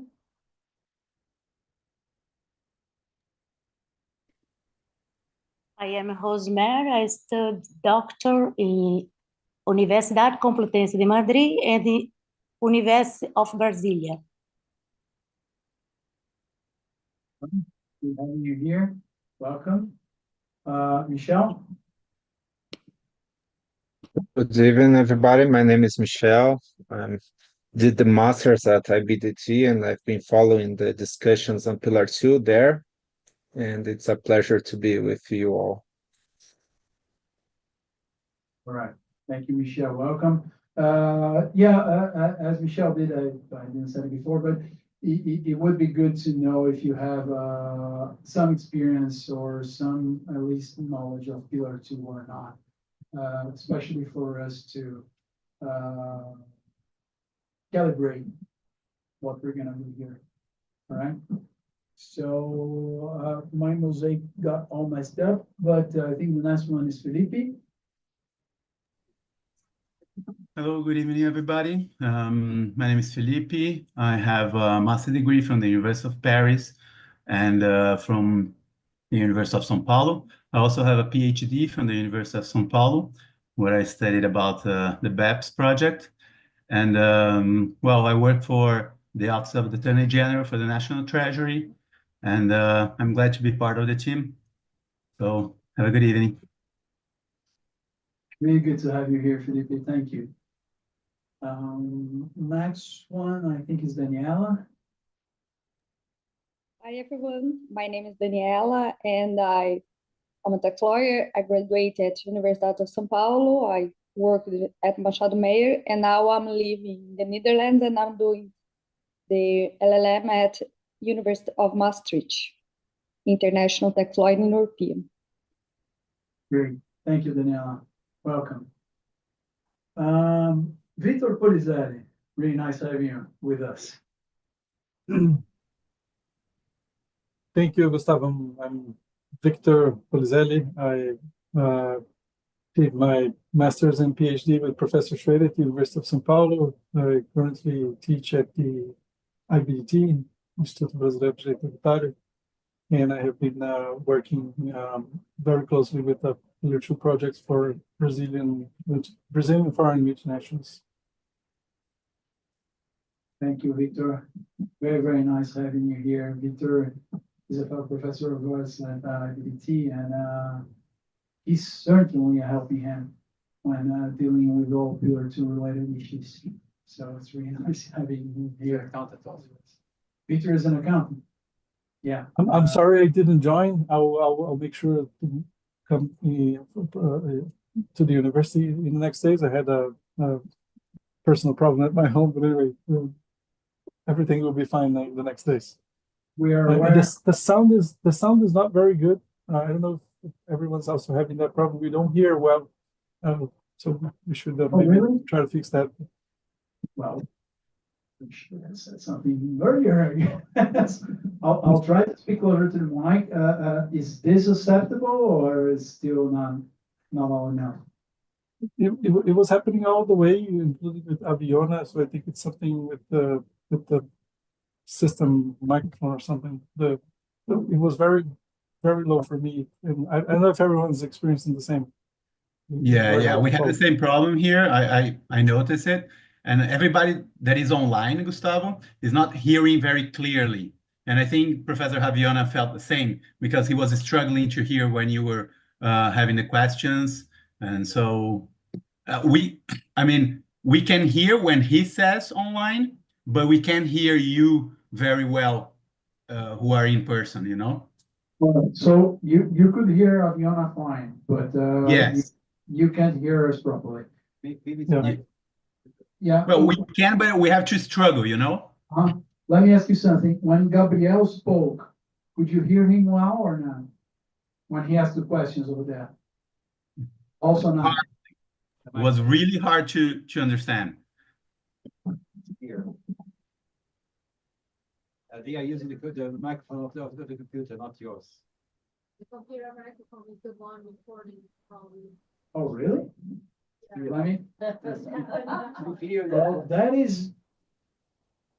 Wait a second. That is something that I can solve. Huh.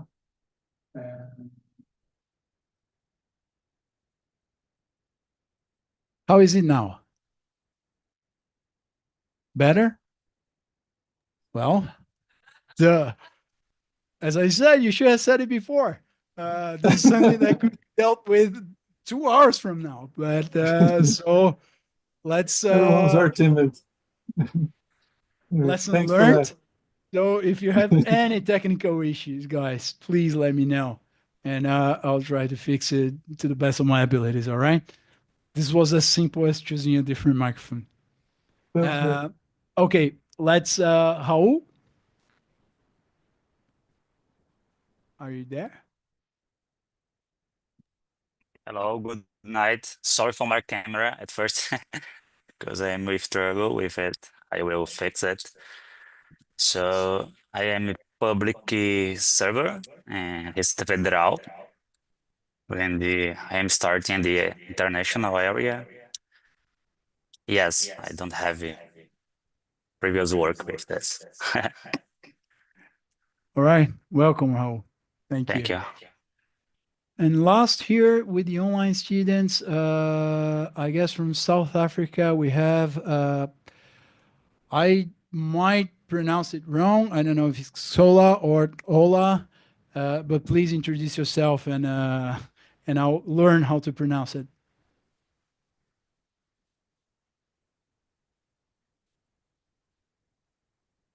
Can you hear us?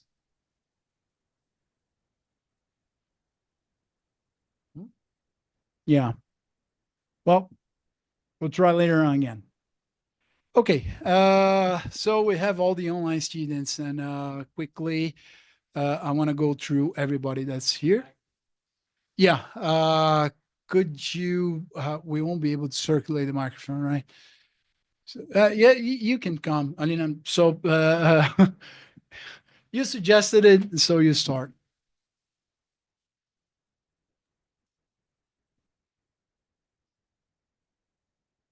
Yeah.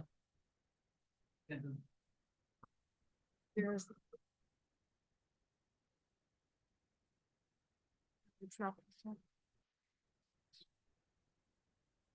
Yeah, it's better. I think it's better.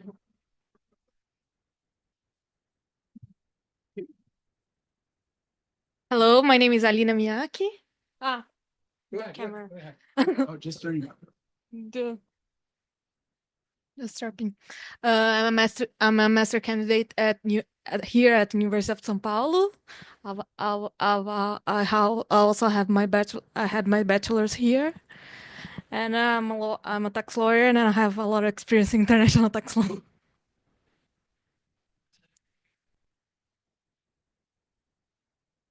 Hello, my name is Carlos Biase. I work for VPBG. I was a BDT student in 2009, maybe, and it's international tax. And after I coursed the master in law also in EBDT, and I have some experience with Pillar 2 because my clients are start to asking questions. So now I'm trying. I need to get more answers. Thank you, Carlos. 2009, you made me feel old, but okay. He was my student there, so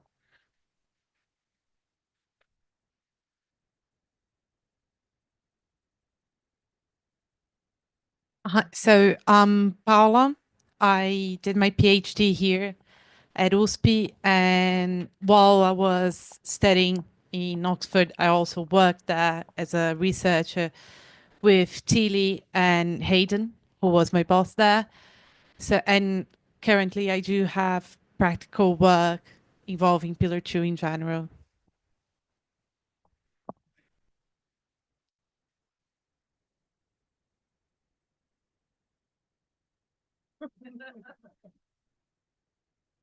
Hi everyone, I'm Pedro. I obtained my PhD degree here in USP. I'm really happy for being here and grateful for professors.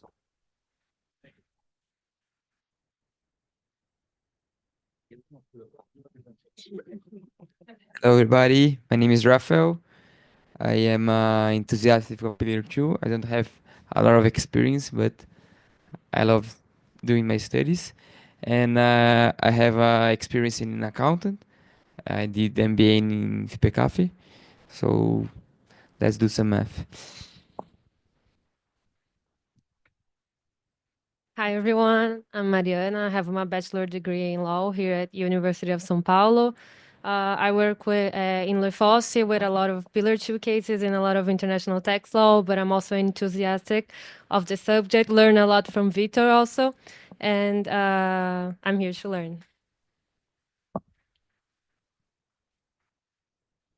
Hi everyone, I'm Vitória. I was a student of Professor Schweri here and also a student of Professor Vitor Polizelli in my postgraduate degree in IBDT. I do not have a lot of experience in Pillar 2. I work in Matos Filho, so we have a lot of cases, but I'm still trying to learn, so that's why I'm here.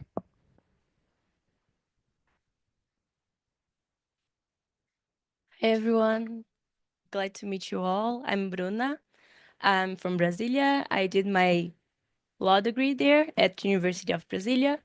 I pursued my LLM at Tilburg University in international business taxation. I'm a researcher at IBDT in the transfer pricing group together with Michelle. Oi, Michelle. And also at FGV with Professor Valadão. And I work as a transfer pricing specialist at StockFox. Hi everyone, I'm Andresa. I am a tax lawyer here in São Paulo. I work at Stock Forbes and I did my master's here in the University of São Paulo.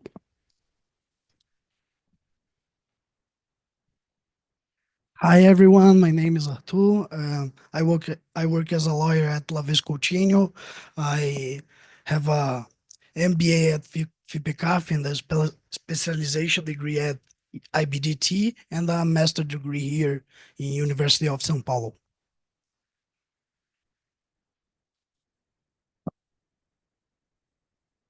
Hello, everybody. My name is José. I work as a tax lawyer here in São Paulo, in Pinheiro Neto, in a consulting area. I work with some international tax cases too in my work. And I have a PhD. I have a master here in USP.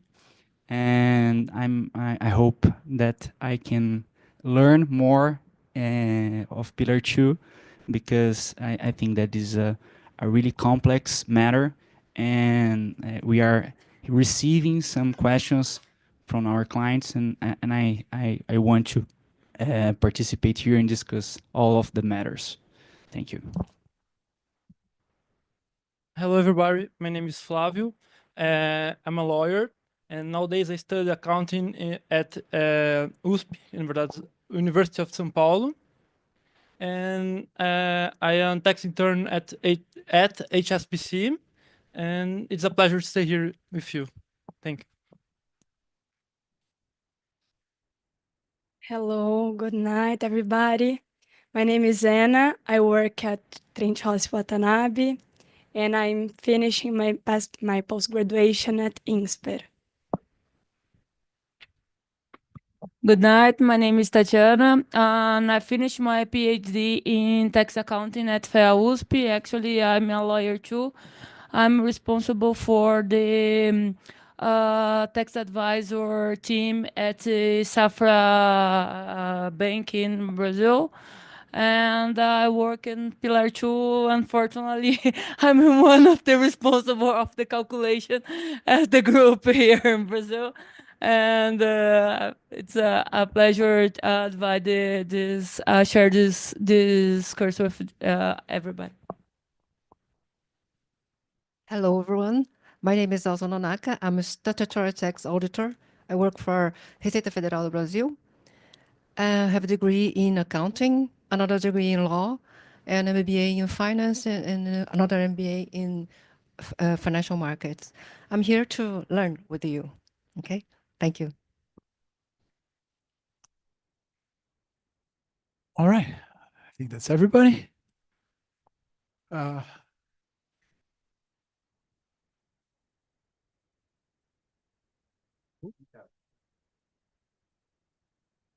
Should be online, right? But he's also not online. Okay, not here. All right, so wonderful to know you, and we're definitely here to learn together because this is a very, very, very qualified group, and hopefully we can leave here on a degree on another level than when we entered. So, and that is actually true for all of us. And I'm Gustavo Vettori. I'm Professor at FEA, USP. I'm also a tax lawyer here in São Paulo. And this is Professor Schwere. He's a professor where? So, guys, great having you here. It's a pleasure. And we still have half an hour. And I want to go through a couple of things before we leave. So let me try to.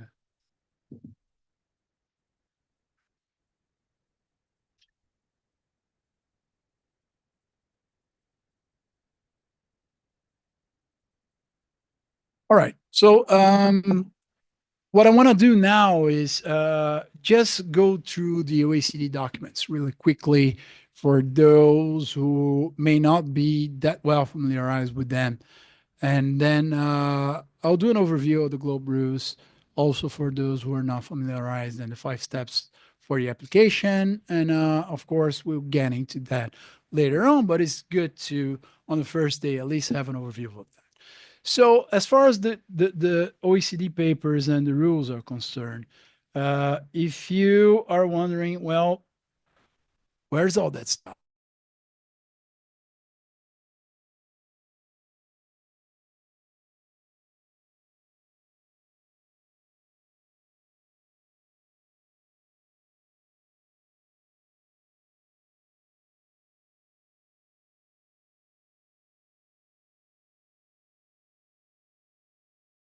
Where is basically the model rules, the commentaries, and some of the administrative guidance, some of the examples, and that's pretty much it. The rest of the material we might mention on the course, but we won't dive deeper here in the course because we won't have time. So, for example, the implementation handbook or the global information return and the details on how does the intended return work.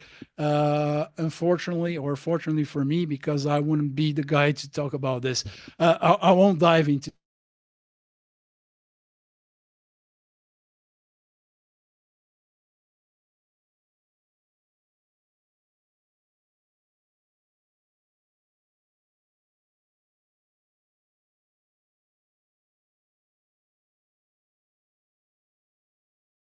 than just OECD. And there are people who even challenge what authority does the inclusive framework has to do everything, because it's not even an organization differently than OECD. So this comes from the OECD inclusive framework. But the way the rules are structured is very OECD alike. So you have the model rules, which is a suggestion of how countries should adopt the IRR and the UTPR and the whole global calculation, et cetera, and how the QDMTT will work within that. And I'll go into the main chapters of the model rules in a second. And what is very OECD like is you have the model rules and then you have the commentaries, like this split personality that all OECD related stuff has. They do the rules and then they comment on the rules on the top of that. And the real meat of it is on the commentaries. You need to go into the commentaries to really see how this stuff is applied. And the way the commentary work is that you have explicit reference to all the articles of the model rules, and you have commentaries related to the articles. So those who are used to deal with commentaries on text treaties. It's not that different into the mechanics of how the commentaries relate to the main rules, but of course it's something different. The model rules is certainly there's a basic difference because when you see the commentaries of the treaties, you always have the position of the countries. Some countries think they adopt one position, some countries the other one, because it's done based on countries which are already having treaties, and this is a different conception. I mean, legally, it's completely different. Because the treaties, you have the model, and then you have a treaty itself, and then the commentaries, you're going to ask the question, well, how the commentaries relate to the treaty itself, and then you have the position of members, non-members, and reserves, and everything. So, I mean, legally, it's something completely different. Mechanically, that's the only thing that I was talking about, is that you have a reference to the main article on the commentaries just the way they did it on the treaties, but legally it's completely different, and especially because here model rules and commentaries are exactly on the same level. And when you talk about adoption, and then you can see that on the QDMTT experience here in Brazil, you adopt both, or at least a very large chunk of the commentaries have entered into the regulations. Might not enter into law, but they did enter into the regulations through the instrução normativa. And that is something that we'll discuss a little bit further ahead. But so we do need to read them together. And then you have the undistributed guidances, which basically do changes on the commentaries. So you have the thing is alive, and you have the inclusive framework still updating and changing stuff as they go. And very relevant issues have been dealt with the AGs.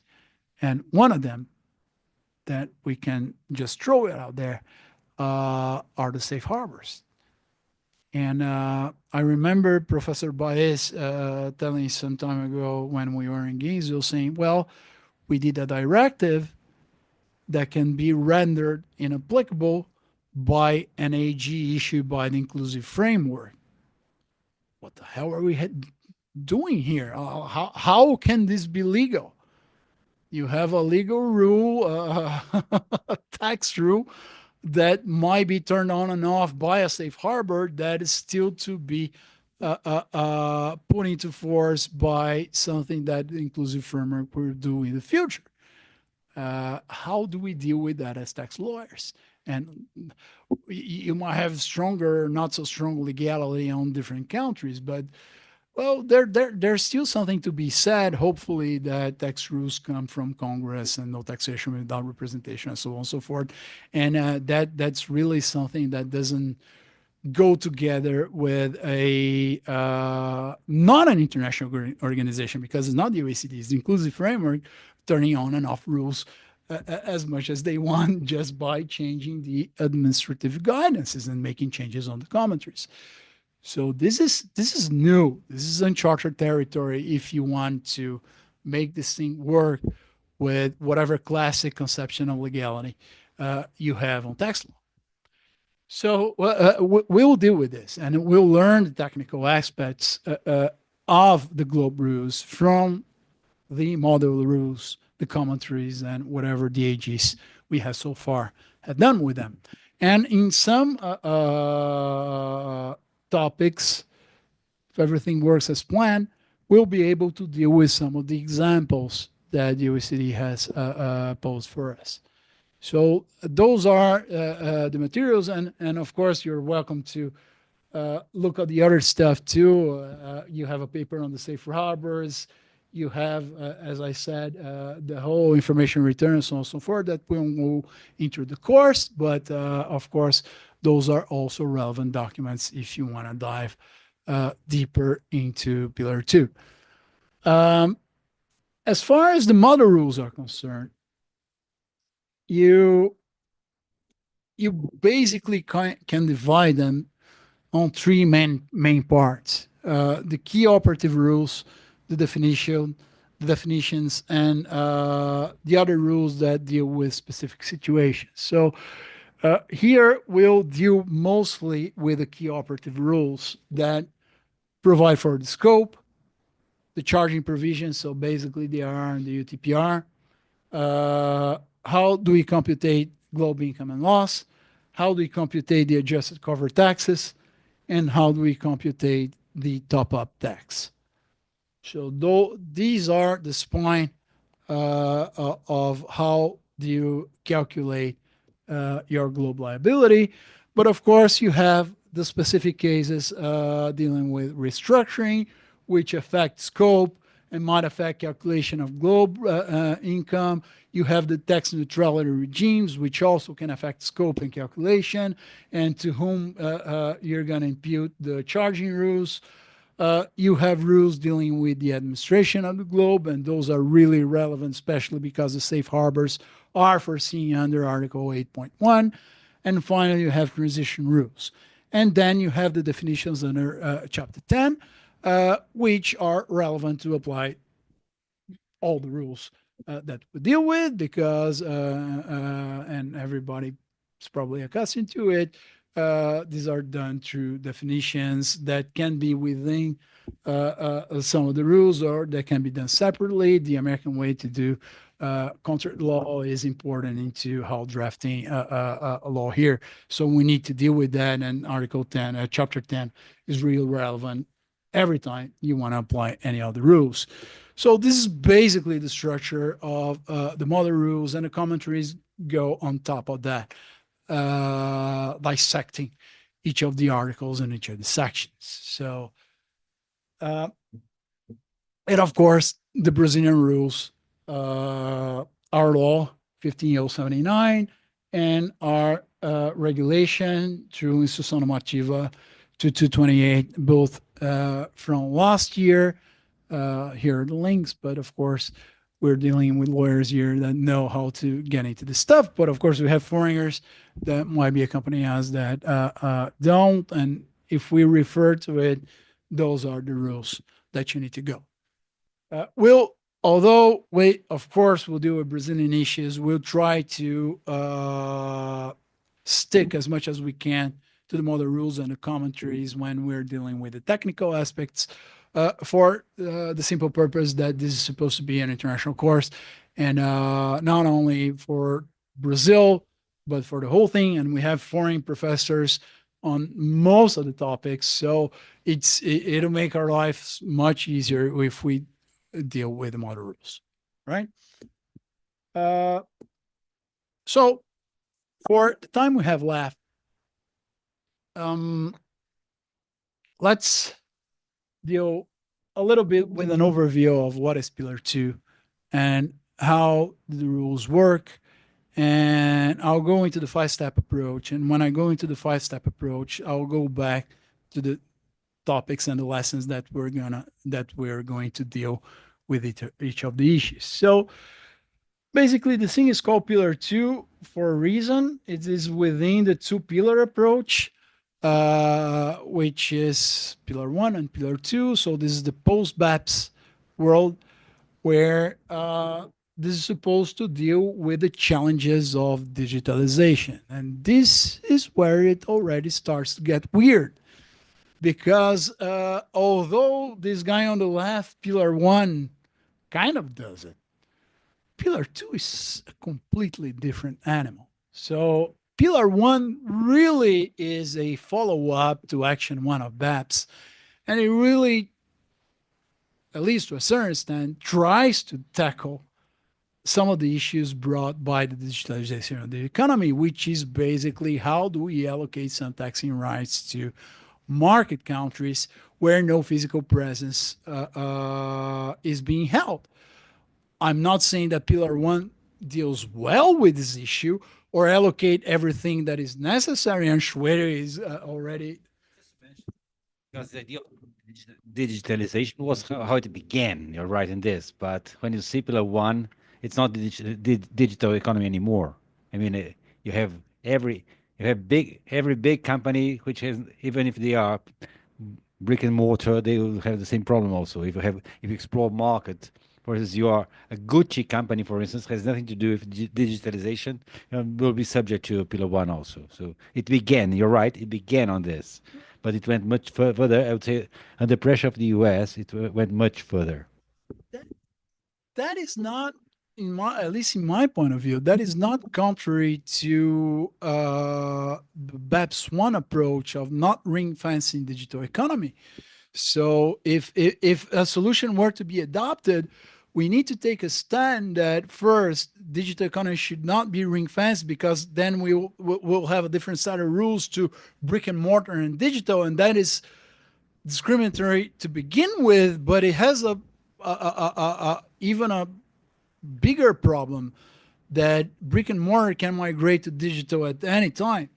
And then you need to deal with when you're going to draw the line. So that is not a problem with Pillar 1, in my view.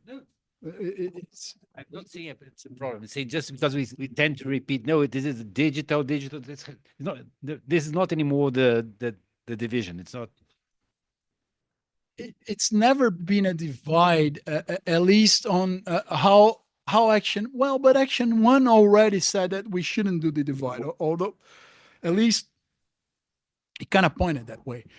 I think the digitalization thing that is, if there was no digitalization whatsoever, we wouldn't be needing to deal with this issue, because there would be physical presence, and the paradigms back in the 1920s will still hold. So some digitalization was necessary for the issue to occur, but the solution. The question is, of course, if there were no digitalization, if it would be possible to be communication without the digitalization, because the problem is, once you have communication, you have the Pillar 1 problem, which means you don't need to be there to have your market. Right. But this is definitely not our focus.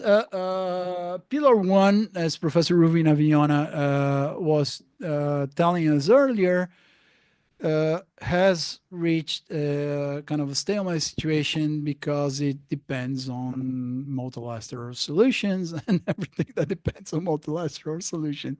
It's really, really hard to see the light of day. So we reached an impasse, and what we have now is probably DSTs coming back to life as they were before, and the US and President Trump trying to hit them as hard as they can with tariffs and everything that Professor Aviana has already talked about. So it's going to be a tough thing to see in the next years. And as I mentioned in the beginning, I think to talk about international tax cooperation nowadays, it's something that it's really dead. I mean, if the WTO is dead, if Pillar 1 is a no-go, and if we're talking about a tariff war, this is trade war, man. You can't have cooperation with trade war, and it'll get bad before it gets beautiful again. And on the side of Pillar 1, we have Pillar 2, and Pillar 2 addresses a different issue, although it was put together within the same scope of dealing with the challenges of the digitalization of the economy. Pillar 2, from its inception, it's the imposition of a global minimum tax. And is the context the same? I don't think so. So why was this thing created? And if you look at the documents, you still see the digitalization of the economy being the culprit up until now. But sorry, this for me is a measure to tackle harmful tax competition. And harmful tax competition, of course, the more mobile the capital is, the more harmful tax competition you might have, because harmful tax competition depends on the reallocation of investments. And of course, the digitalization of the economy is a way to make the capital more mobile, because the less you need brick and mortar and the less you can migrate digitally, well, the more able you are to take advantage of benefits and benefits given in a tax competition scenario. But, it's a big stretch. And prior to any talk about the digitalization of the economy, we had harmful tax competition being an issue.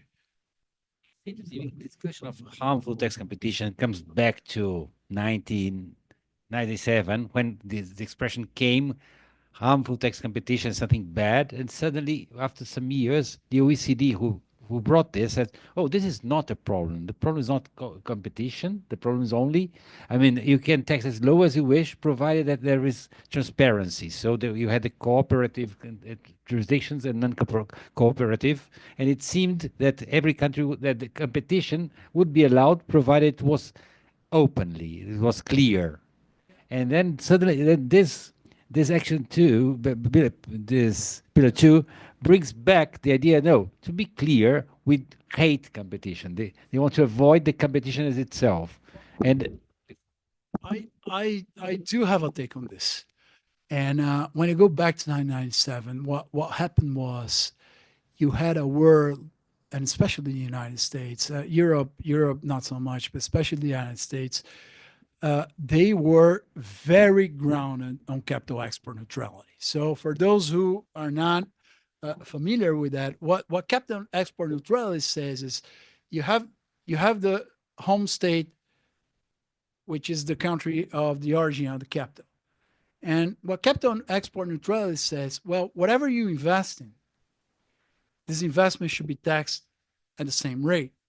How do you accomplish that? Well, if you have a home state like Brazil, taxing at 34%, and a multinational decides to invest in Brazil, the investment will be taxed at 34%. In a Brazilian subsidiary, for example, so you have 100 profit, you leave 34 of tax, and you have an act of 66, and that's it, right? Well, what capital export neutrality says, well, for a tax system to be neutral, regardless of where you invest, you should be taxed in the same way. And the way you accomplish it, the way you accomplish this is the home state to tax the foreign income and give a credit for whatever tax was levied at what you call the source country. I hate that word, but like a better one, source country. So here, if you have this foreign subsidiary with 100 profit, it has paid 20 corporate income tax. There's a net of 80. You tax the whole 100 at 34. You give a foreign tax credit for the 20, and there's a residual 14, and there will be a net of 66. Done deal. It doesn't matter where the group invests. They're free to decide, and we're being neutral. Capital export neutrality was, despite Professor Aviona, and of course, his research is probably much deeper than mine, but the main, at least the mainstream says that, and Professor Aviona just said, and Peggy Musgrave and so on, so forth, have always said that capital export neutrality is what grounded the Kennedy proposal in the U.S. and is what grounded the compromise reached by Subpart F and the CFC rules. So basically, the Kennedy proposal was, we're going to tax this thing regardless of it being active or passive, regardless of what income U.S. corporations are earning abroad. We're going to tax it, and we're going to provide a foreign tax credit because, we want to be neutral as to American corporations investing home or abroad. And this is basically what Brazil has done, at least from 2001 until 2014. The Kennedy proposal didn't see the light of day, at least how it was devised, because American companies said, hey, you're gonna destroy our competition ability abroad. because if you take the US tax rate back then was 39%, and if you're going to invest in a European country that is taxing 25%, 30%, you're going to be overtaxed in the US, and you're going to be competing in whatever country you're investing in. So the counter argument to capital export neutrality is capital import neutrality, which is the competition argument, saying that, well, if you have, especially for active income, if you have a multinational investing abroad, it's going to explore a market. It's not investing there for tax arbitrage or because, it just randomly decided to put assets in a certain place.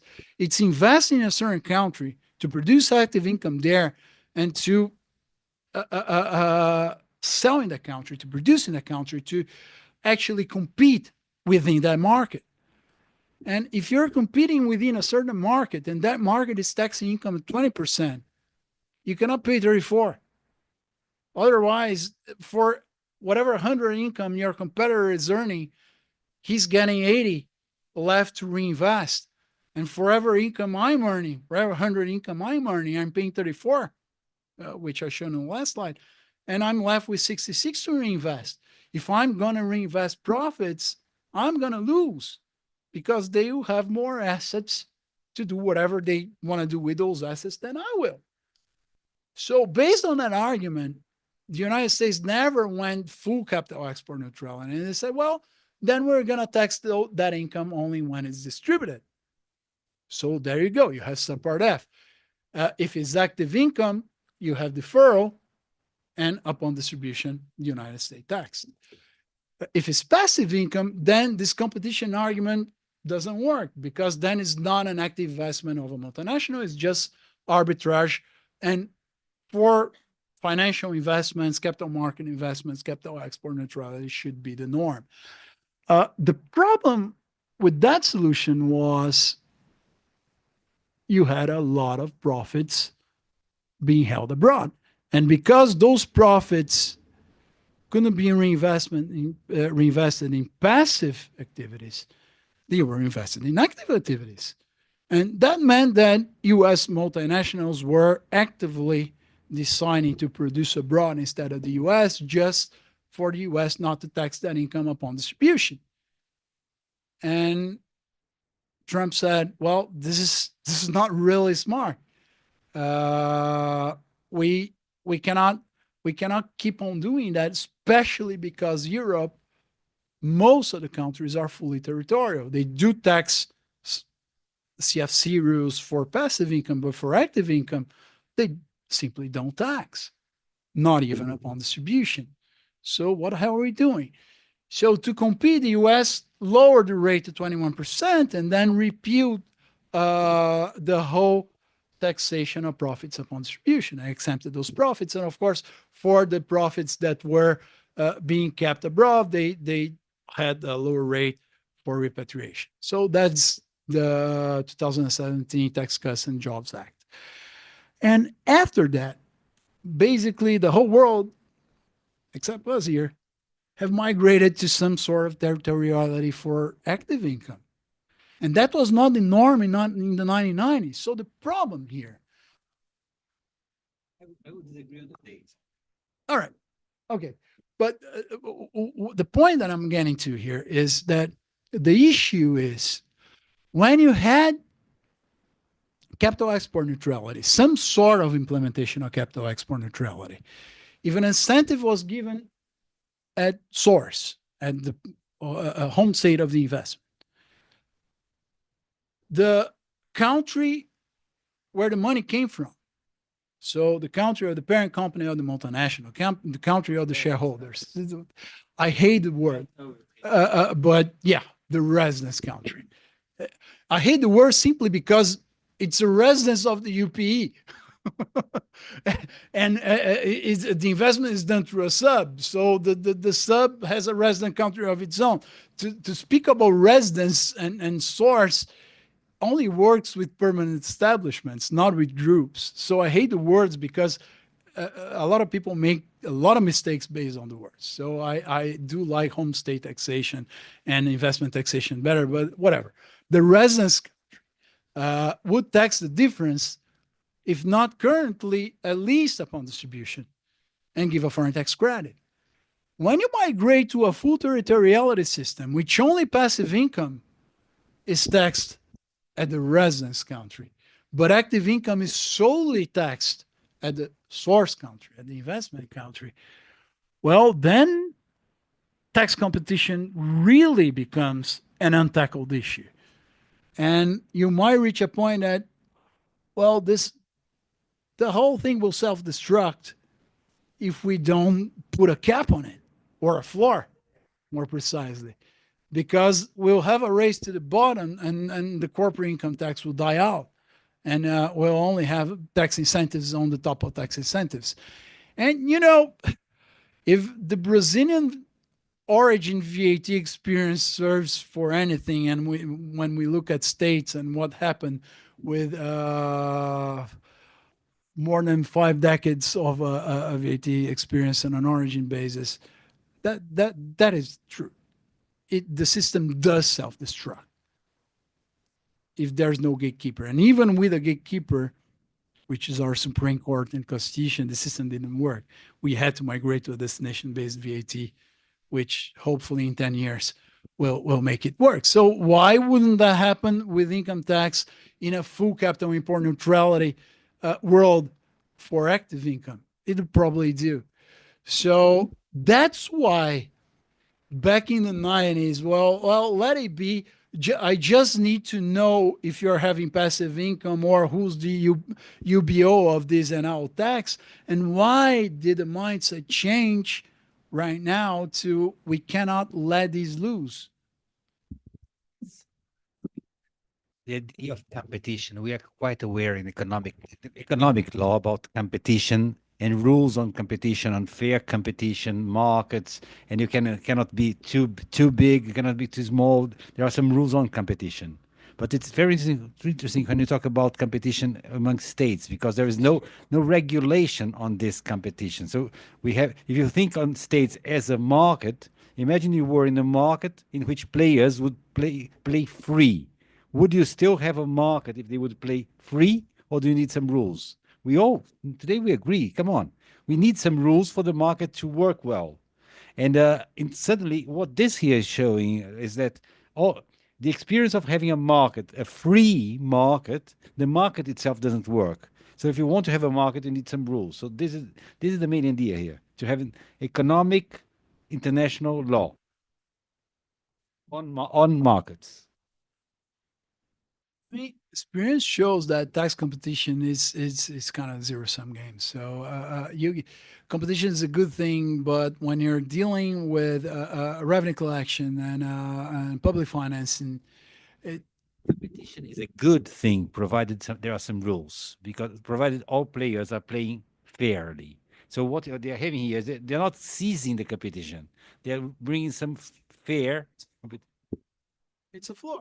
And of course, any floor would be paternalistic to some extent, because there will be a guy saying, well, you can play around, but mind that you can go as low as 15, for example. So yeah. So I won't go further ahead because I want to respect the hour today. Tomorrow we can start with this, and then we go to the scope rules. Thank you very much for being here, and hope to see you tomorrow, guys.